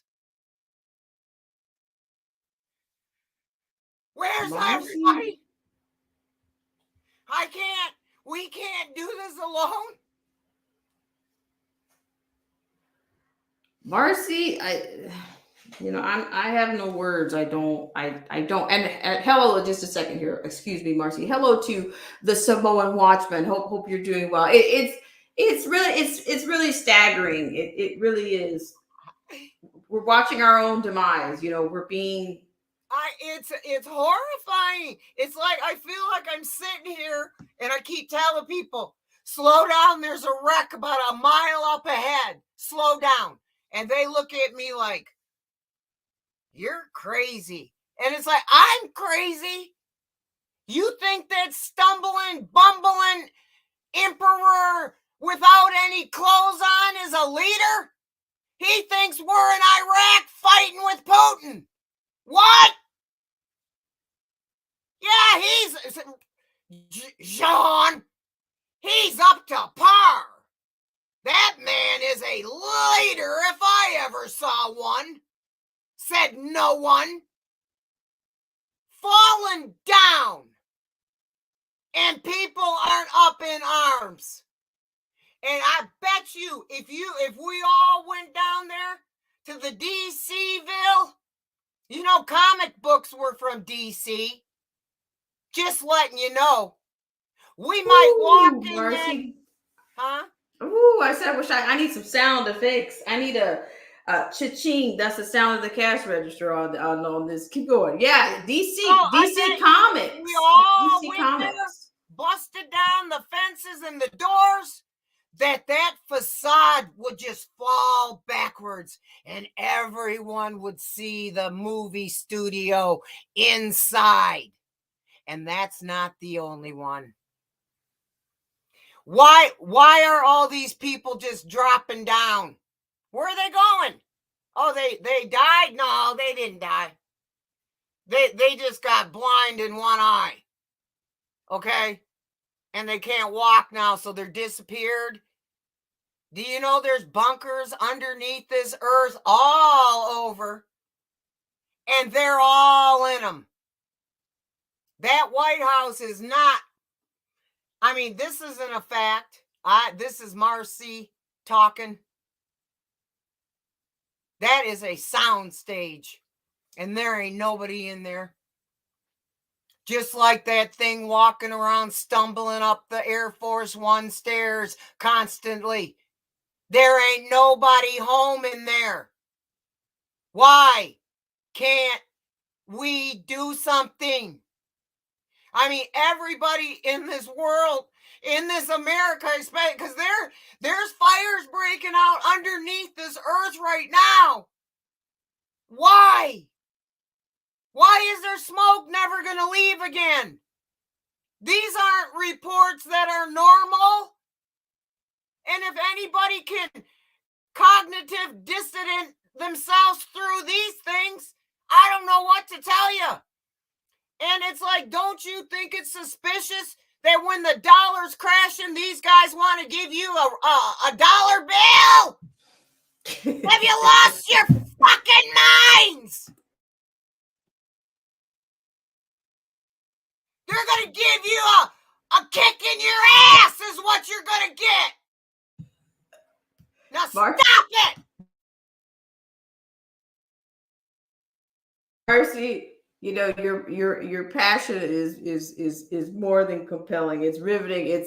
I'm telling you, and I know it's heart-wrenching at the same time. But you're right. And that's that was the first thing that came to my mind. You're trying to give everybody you want to give people reparations, and the dollar is basically dust. And they What? can't see this? Tell me that's not a willfully ignorant arsehole. Are you kidding me? Just like when they were giving the lottery out to people to get one of these. How many times may I trick you, ma'am or sir? Well, as many times as you're going to let me. That's how many times. Can't you see or hear? And you're up there with your stupid speeches that don't matter? Putting the emphasis on the color of your frickin' skin? Do you bleed red blood? So do I! Knock it off! I'm sorry, Autumn. I wasn't going to get on. I was trying to hold myself back. But I'm so tired of this. This is nothing but nonsense. Everybody is running this way, that way, the other, pointing their finger at everyone else instead of where it should be pointed.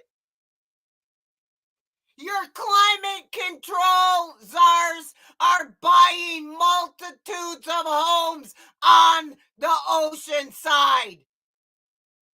Why can't you hear what I just said?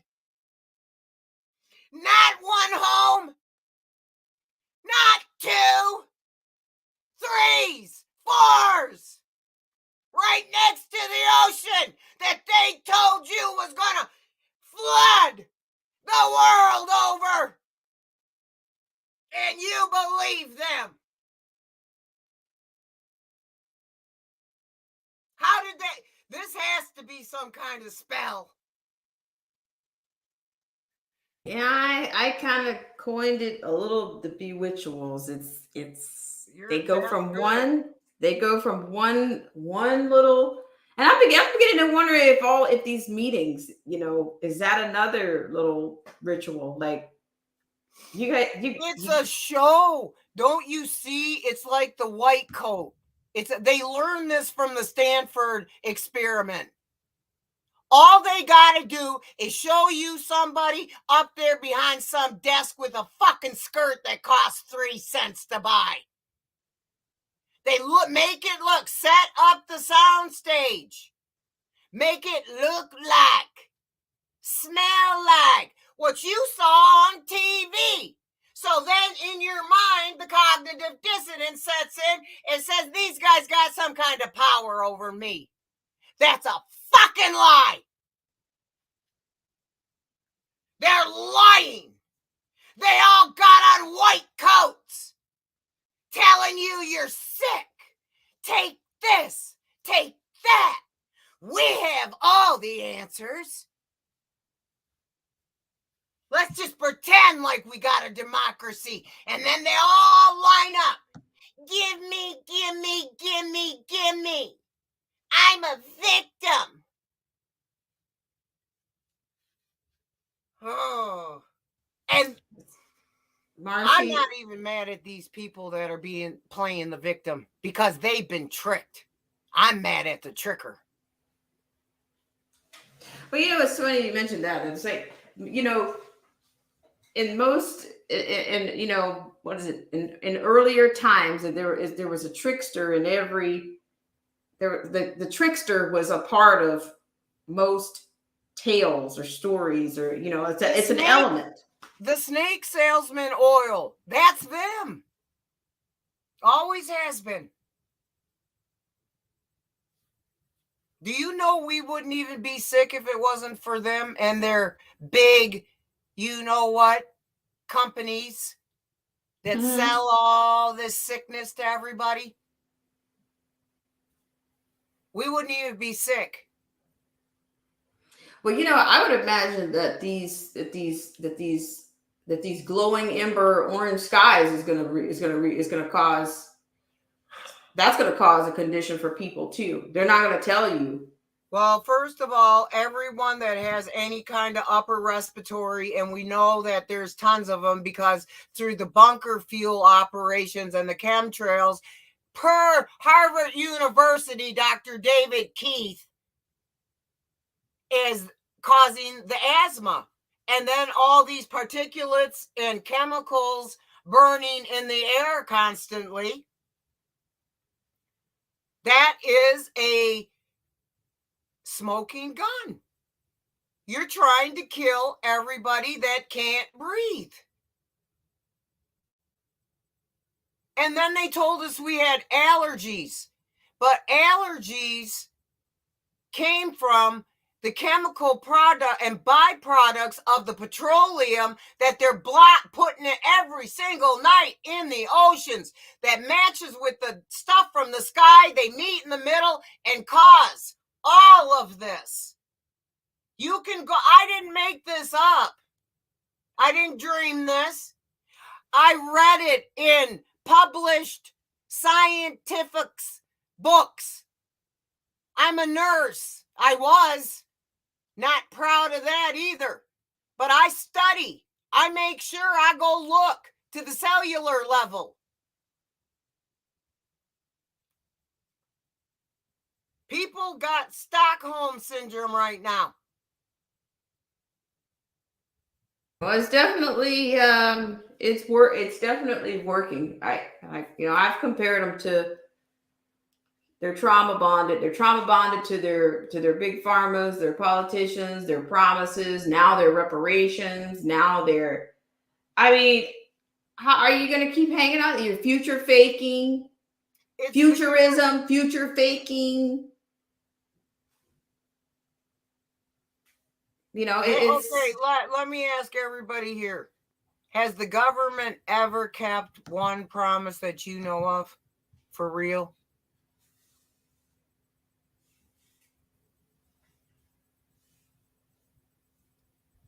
Never.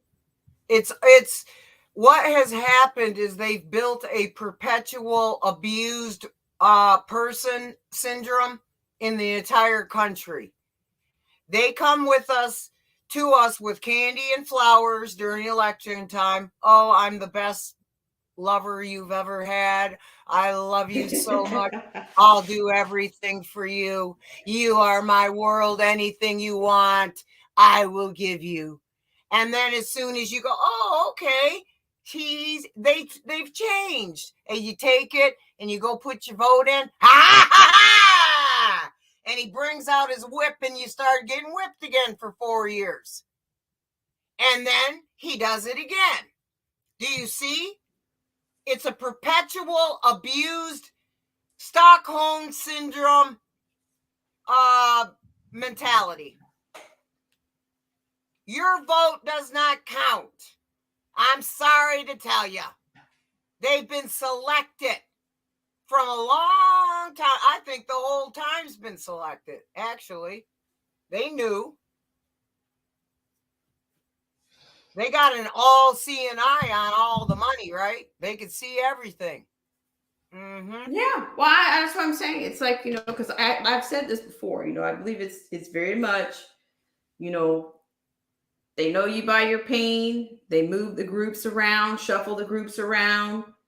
Oh, let me put this. There's always shelf. Throw in that wild card. Yeah. They always throw in a wild card like this one.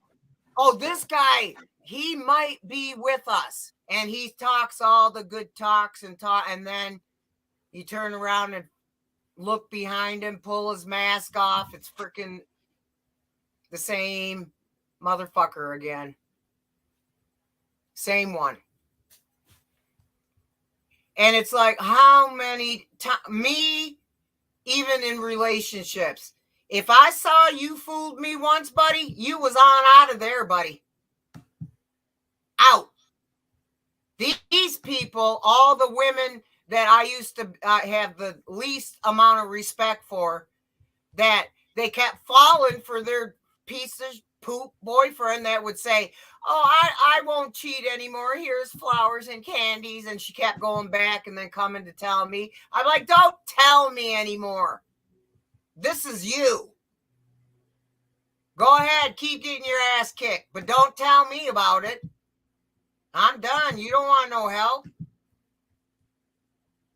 You like I know. It's like oh, it's your ass whipped. You think that's some kind of love because you aren't taught correctly. Well, that's true. But see, there's the trauma bond, you know, like, oh, he only hits me. Daddy only hits me because he loves me. Yeah, that is good news, AZ. Thank you. But yeah, Marcy, I'm telling you that I find it amazing that they're still trying to, that, like, are you guys like, I don't know. I can't. This is the Divine Nine that they put up there. The little Boolean training. See, that right there. It's a trick to your eyes. They set the stage. Get it? That's all that is. And then we sit there with our white coat mentality and give them authority over us. Because they're sitting there behind this desk with a fucking piece of cardboard telling us their stupid name. Oh, we're smarter than you because we got a name card and we're sitting behind here. You better do what we say. Oh, but we'll listen to here's the sickest part of this. Like, okay, let me just bump it back. Just for the people who are just coming in, we've gone over, we've gone over a multitude of issues today. And to me, this is one of the sickest ones. The accolades that they're giving the probate administration here. The divine, I don't know how many, it's more than 9 up here. It's like not, they've expanded, got even more people up on the stage this time. But yeah, I just wanted to say, like, the people that are, oh, we just want to congratulate you guys on all your work, and we're going to study reparations. So wonderful. You're so amazing. We're going to study reparations. You did such a great job. And what? You have to start infiltrating these meetings and saying the obvious. Oh, so did you decide to pay reparations now that the dollar bill has crashed? That's what I've been saying for the longest. Like, why would they give you any money when the dollar's not worth the paper that it's printed on? Why now? Why is there so much talk about reparations? All these people up there. Oh, thank you for nothing. Yeah, that's thanking Newsom. Wait, that's what I'm saying. This is the most twisted part. And so here we go.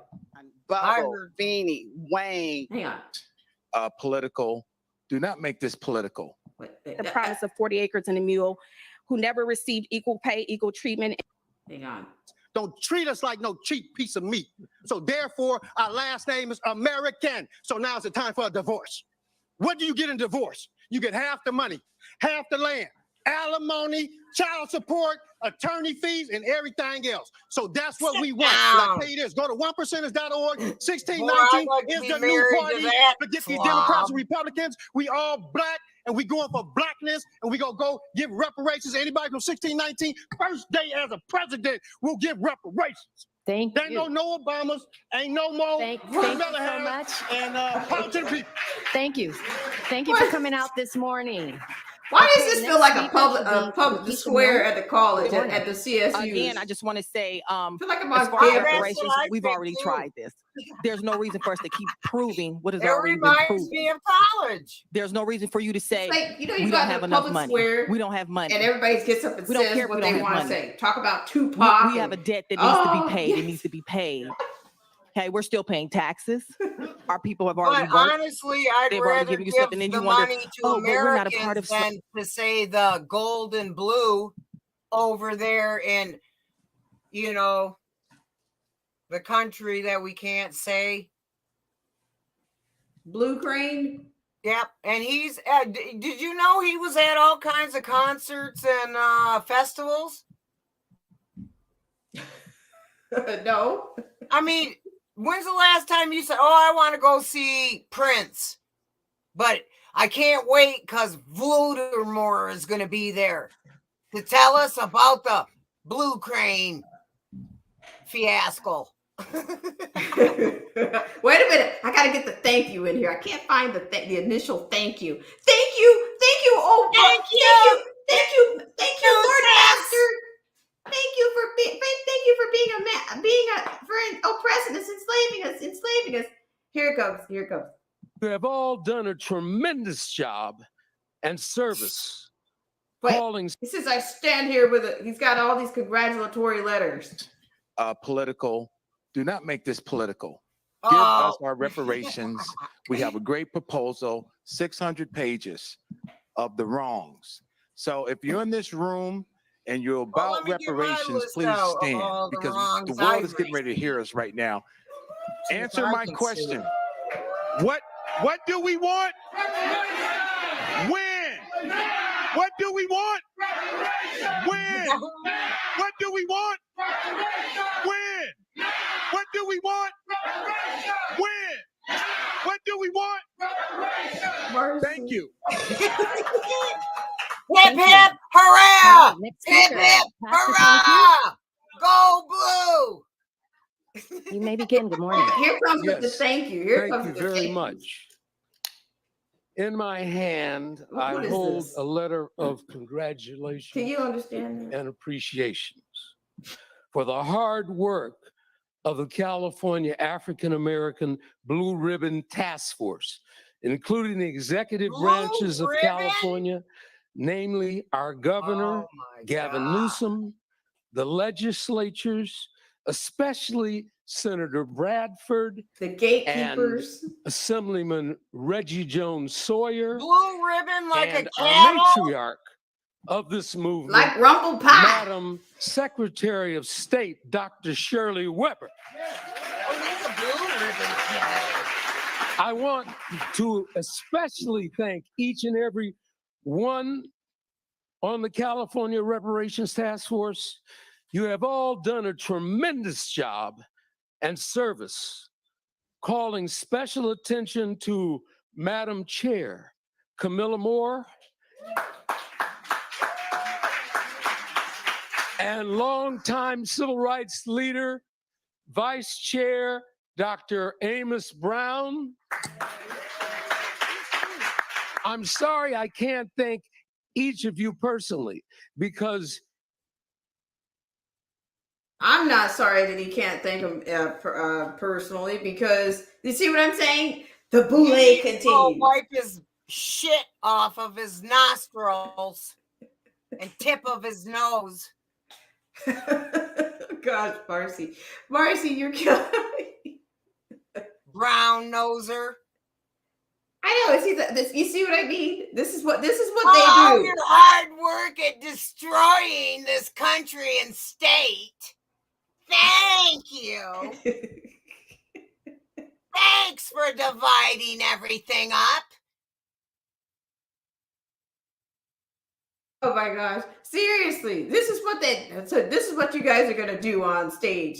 So I think but at least 2 people got up there and did that.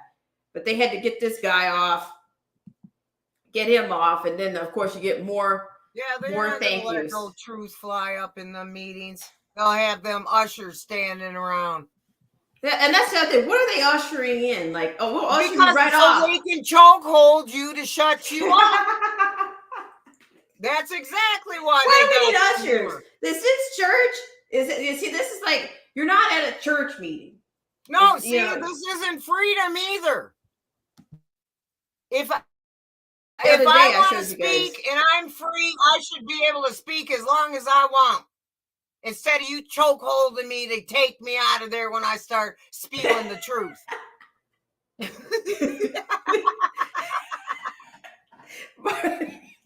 This is ridiculous. And people think this is real.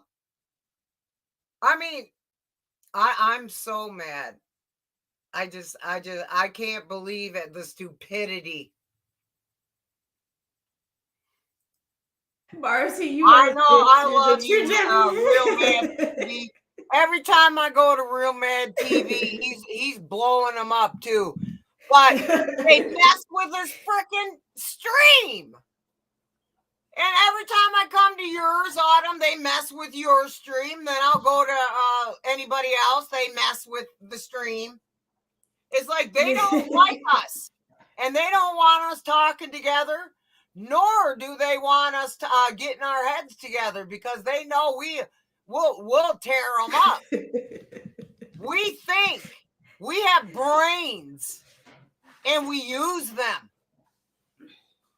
And we're not going to be tricked by your, here, flippant. Here's your little something. Now be happy. No! You stole our whole life. You're going to get it. Well, you know, here's the thing that you said that was really pivotal to me, Marcy. It's like somebody, you were like, the White House is just a giant set. Hocus pocus.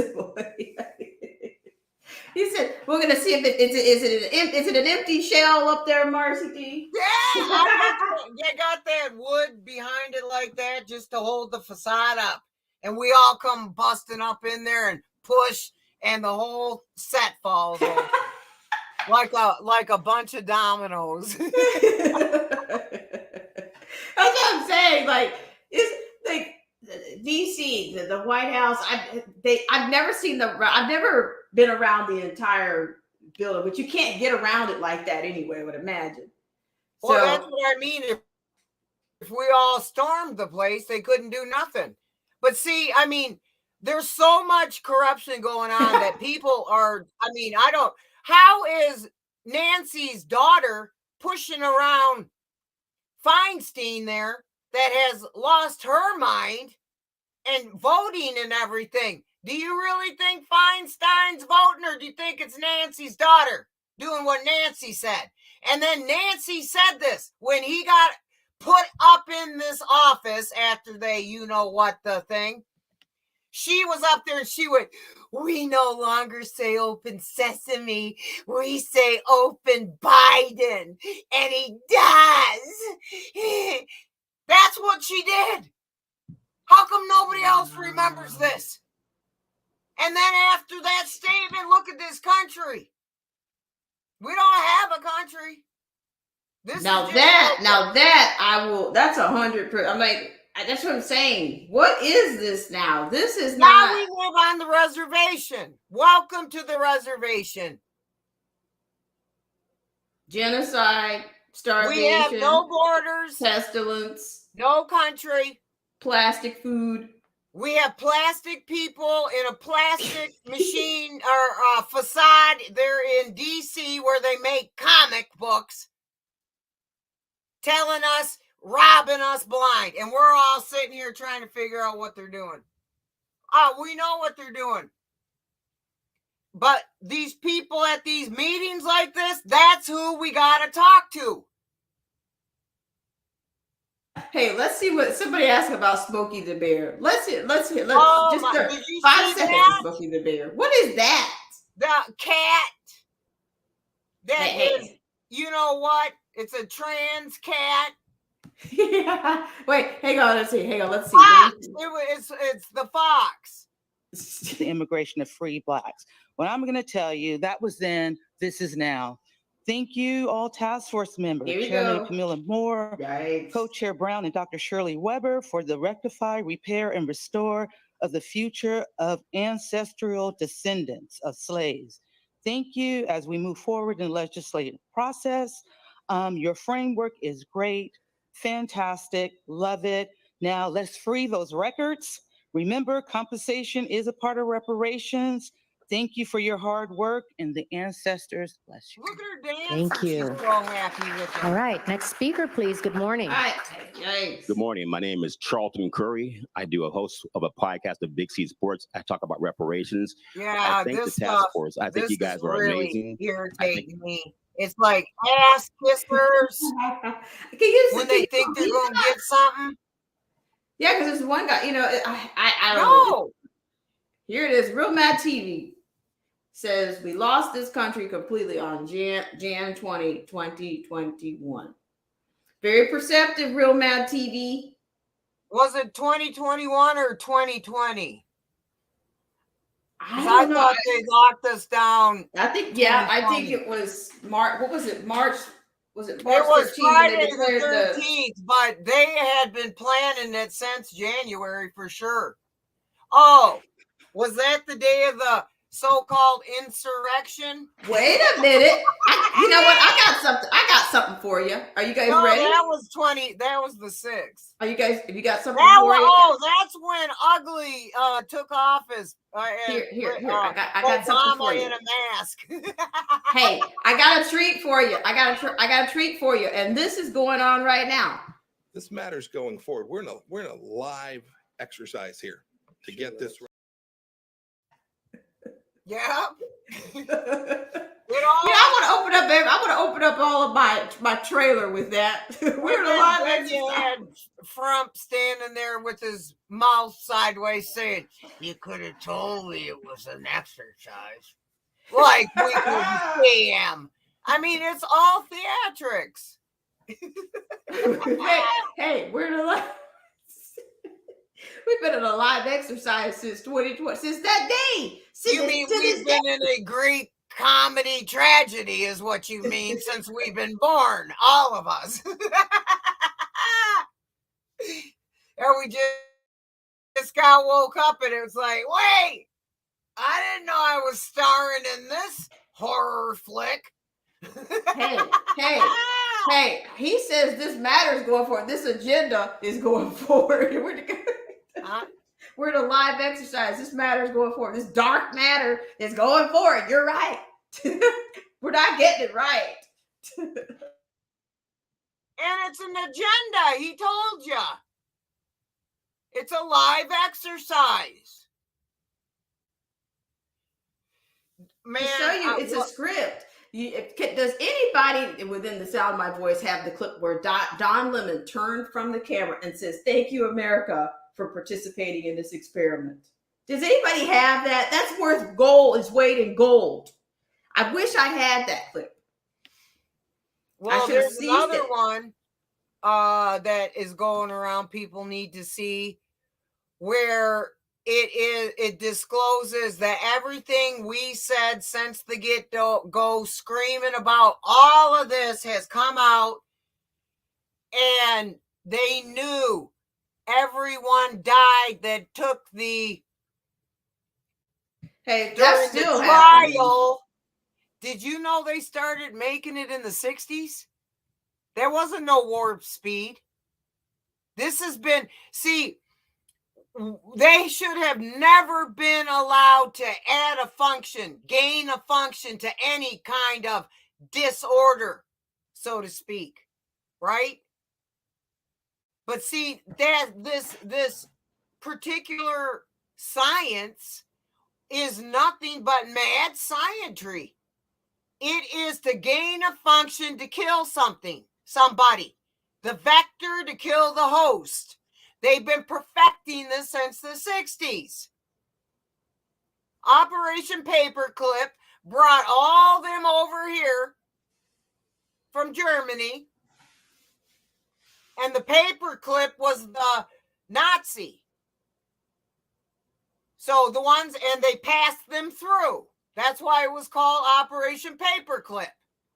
And they came here and continued the eugenics program. All the people in the world on top are all lead eugenics. Gates, Musk, what's that creep? Zuckerberg, all of them. Bezos, Ted Turner. They've been doing this forever. This has been a setup. I know. Okay, here's a credit to you. Here's a one up. Marcy Ronan says Marcy is not even exaggerating one bit. Get that. I wish I was, guys. I do. Thank you. Love you, old deuce head. And I just want to say this. It's so nice to see you guys. But you know what we have to do? I keep talking. The class of 2020, the class of 2019 is in this stream right now. So, like these people, give yourselves a round of applause. You guys, hey, we're still here. We're survivors of the live exercise. Hallelujah. Marcy. Yeah, we didn't get tricked through the worst mass brainwashing ritual that there ever has been. We made it through. Give yourself a big high five, guys. Because that's what I'm saying. We lost friends, family, jobs, livelihoods, and we don't care. It's like, you take all that. I still am not gonna, and I'm gonna tell everybody the truth, and you can't stop me unless you me. That's true. And I'm not saying. homicidal nor suicidal. I'm here for the long run. Real Mad TV comes in with a hot because they're controlling the most of the masses with religion. Right. These people don't even realize that churches that are on earth right now that have a 501(c)(3), that states the fact that they are run by the powers that be. The world, which is Satan. You can't go to a church, and I couldn't get up there and say, listen, you guys, I got to tell you all this stuff I just said on here. They'd have me locked up in a white coat because they're all on the side of them. The churches were the ones that opened their doors and fooled all these ones asking for reparations. And you're the divine panels. The divine panels. They got the divine 9 and the panels. And man, I mean, like, how many more people do you need in front to tell you, oh, I'm going to give you this, oh, great one all-knowing panel. I need you to tell me, I need you to study reparations. I don't need anybody to tell me anything. I have one Savior, and he tells me everything I need. And he shows me all the lies through here. So, I mean, whatever. I'm not going to shut up about this. And we have got to get the people in these lines like this to tell them. It's like, I thought you knew Jesus. That's what I heard my whole life. Yeah, I don't know. That particular community, it was highly spiritual. They're too busy. It is and was what happened. That's what they ought to be mad about. Who did that to you? Who took your mind and bewitched you and turned it away from the Most High and put it on some green paper that you can wipe your ass with? That's what you traded. And now you're begging for it? All you got to do is see somebody, like Derek said. See somebody with no money, give them the lottery. Watch what happens. They'll be dead, left to their own devices. Money is responsibility. And if you have money and you don't help your brother that needs it, you're in big ass trouble. And people just don't seem to get it. They just want to worship the money and pile it up as hard as he can. as high as he can. Marcy, I tell you, it's a lot to swallow. Like, honestly, we can go I through. can sit through all your religious shows there, man. I understand. Whoa, whoa, whoa, whoa, whoa, whoa, whoa, whoa. We got an update from AZ. He says, YouTube already put a CV-19 notification on my live stream. What are they saying? What are these pits They're saying? listening to us. What are they You saying? perverts. Wow. Autumn, I would take this one and put it on Rumble. That's what I'm gonna do. I'm sure I'll do it. Yeah, Because listen, there's no monetary, there's no sponsorship here for me on good old YT. I'm not, it's not, because I'm not gonna be on the band. I'm not a bandwagon. No. So tune on in. But like I said, they don't even know if I'm keeping this. So they can shove their CV-19 notifications and hack checks where the sun doesn't shine. Well, they're not even worried about us talking about the fire. They're still worried about the stupid thing that they took off the market, and they're now showing research that shows it caused myocardial infarction, stroke. It's on the description page, Autumn. Really? On my What a bunch of assholes, man. They do that to me too when I put up my I don't even say the word CHEMTRA, but you know how I got them to get it off? How? I said, I did not mention Dr. David Keith's Harvard University program, geoengineering. I was like, they keep hack checking me. All you do is throw the truth back in their face. Yeah, and they get like, like what? Yeah, they're already putting a CV-19 mocktail. So every time they do that, I'll put that up there. You want to charge me with a crime? Well, I'm going to tell you the truth. Dr. David Keith's geoengineering has been going on since way before 2000. What a deal. What a deal. But you know what? Like I said, when I say this, when I talk about when I talk about the class of 2019, that means that's for all of you that have been here. And I'm going to create some stuff for you guys. Honestly, it would be nice to have a reunion from that year, because a lot of people, we haven't heard from them since. A lot of people have disappeared. I would love for all of us to meet somewhere and get together. Oh my good, for a weekend or a week somewhere. Could you imagine how much fun and laughing and just the meeting of the minds together, what we could accomplish?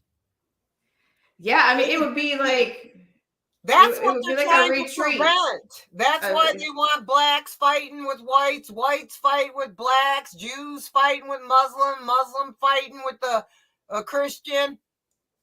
You know, we all have things that we believe and things that we don't, and we all come from a different place of being, but we never used to fight about this stuff. You see, it was like, hey, I like them, decent person, they're fun to be around with, I like them, I don't care where they came from, right?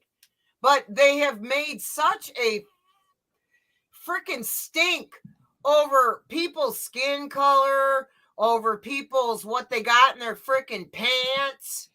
I mean, they're even pissing out normal gay people. They've had I've seen that also. I've seen that also, where they were saying, wait a minute now, this is, and it's like, we don't hate anybody. We don't like the sin, but we don't hate the person. We don't blame the person. We blame the sin. And the thing of it is hate is not part of the Christian walk. Worry is the same as being gay in sin, okay? So you guys are wrong. What we don't like is you throwing this down our throats, down the children's throats. You're taking away women's competition by putting someone in there that was born biologically 2 times stronger than a woman by the time he's 12. That's what we're mad at. Leave the kids alone. Leave women's sports alone. Stop trying to shove this down our throat. We don't do this to you. And that's what the other ones are mad at too. The ones that want to keep to themselves. They're just as mad as we are. Where's the propaganda piece on the news about that one? Okay, so here, this is, I want to share this with you guys. This is going to be my last installment, and this is going to be my last installment of today, because honestly, there's a rabbit hole that's probably like a mile, 2 or 3 miles long that could go on. So I share you guys. The rabbit hole is endless now. Yeah. Let's see here. Let me show you. So this is. It's endless.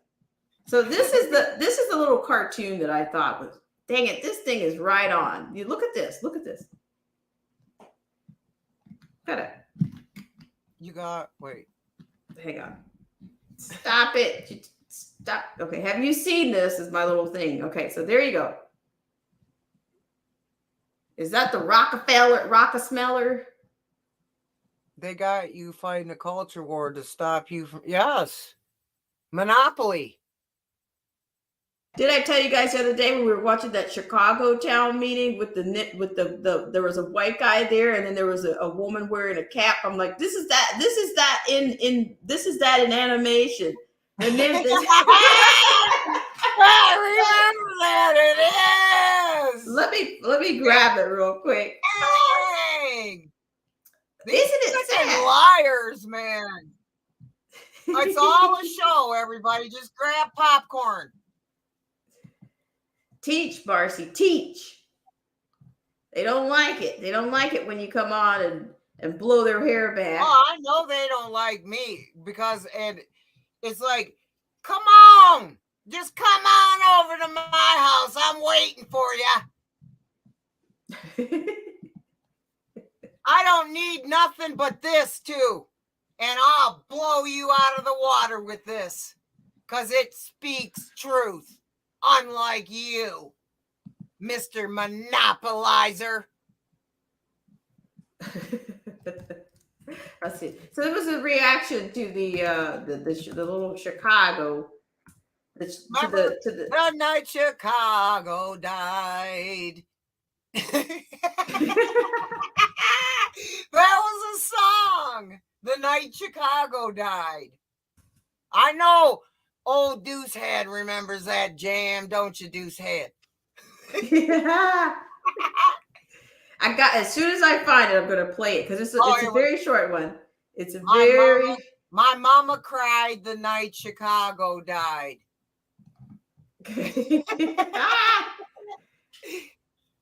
Oh my God! What a deal, huh? What a deal. Well, you know, I'm surprised I got as many people to come on. You know, because you gotta notice. Well, and you see, that's the thing that I find. Okay, here it is. I want you to look at my Have You Seen This? I want you to look at my Have You Seen This?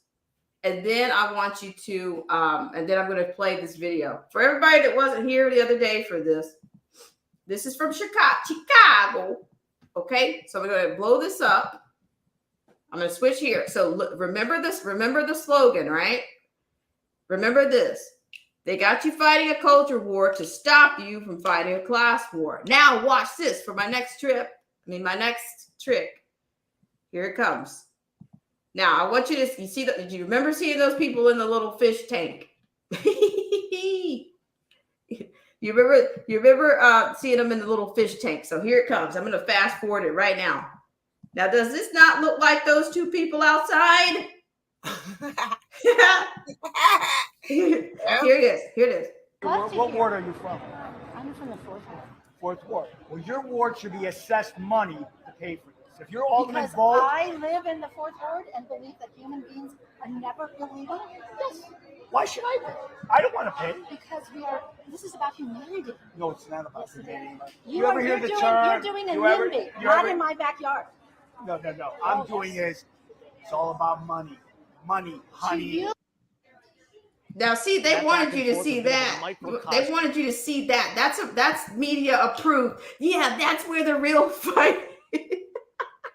That's where the real fight is out here with this guy and this woman in a ball cap. Yeah, but then you guys know the drill. But you guys are the absolute best, and doing these shows. I know it gets a little bit long-winded, but it's definitely especially when I come on. I guess no one can deny how angry I am. I guess I showed it. I'm sorry. I didn't mean to get that, but I am so angry.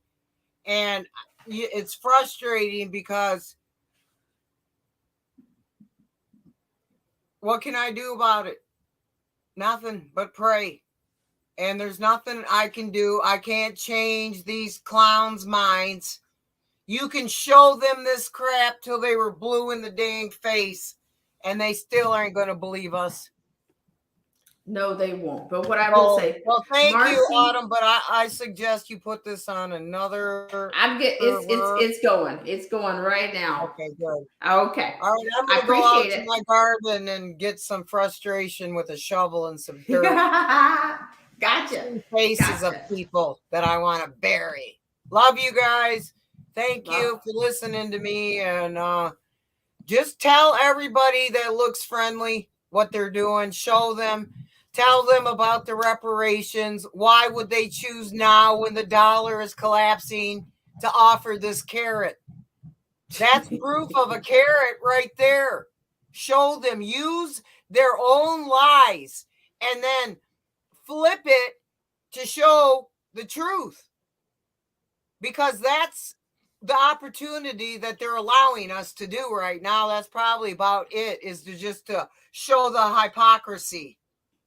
So anyway, love you guys. Take care, Autumn. Talk to me later, okay, girl? Okay, for sure. Thanks so much, Marcy T. Ladies Bye, and gentlemen, guys. Love you. Marcy T. And keep fighting. Don't make me fight alone. My throat's going to get sore. Thank you, Marcy. Have a good day. All right, guys. So we're going to go ahead and wrap this up. I appreciate you guys so much for coming in. You burned a whole whopping 2 hours and 38 minutes here on Black Spring with Autumn this morning on your Friday morning. Thank you so much, Gary Gage. Thank you so much, Derek C. Williams, for coming up onto the panel and picking that pendulum up. Thank you so much, Marcy T., for picking up that pendulum. You guys are absolutely invaluable around here. And before we go, we're going to have a slice of rumble pie. Thank you so much, Uncool Paranoia, for coming in. We've had quite a few people step up last few days on screen, so I appreciate that. That's including Derek C. Williams, Marcy T., and Uncool Paranoia. So we're 2 for 2 on some live voices. But yeah, things get a little stingy around here, but it is what it is. It is what it is. It's not what it's not. That's what I said. Okay. So thank you so much for coming in. AZ Infidel, thank you so much for keeping us on our toes and giving us information out of your area. Gary Gage, once again. I want to make sure I'm not missing. And Marty Lauderdale. Marty Lauderdale keeps us on our toes as well. Thank you so much, Marty Lauderdale. I really appreciate it. I appreciate your wisdom and your perspective and your spirit. Very genuine. And let's see, Real Matt TV. It's nice to see you. So you guys, you probably need to unsubscribe and resubscribe again. And here, listen, the Rumble campaign is for everyone. We don't discriminate on the Rumble pie. So for a slice of Rumble pie, AZ Infidel, thank you so much for coming in. And then what was it? Simone Watchman was here. Thank you so much, Simone Watchman. But you guys do your plugs. Do what you have to do. Water the gardens. We're available. We're going to have a little bit of campaign, run a little bit on the Rumble Pie, and then we're going to get out of here. All right, guys? I really appreciate it. You guys are the best. And always shout out to our class of 2019. And yeah, congratulations. You got to stay in there. So this will be shifted over so they can take their little hackers and tackers and, splatter them. Okay. So let's do a little bit of a Twitch campaign as well. If you can't do Rumble, do Twitch, whatever you can do. Here we go.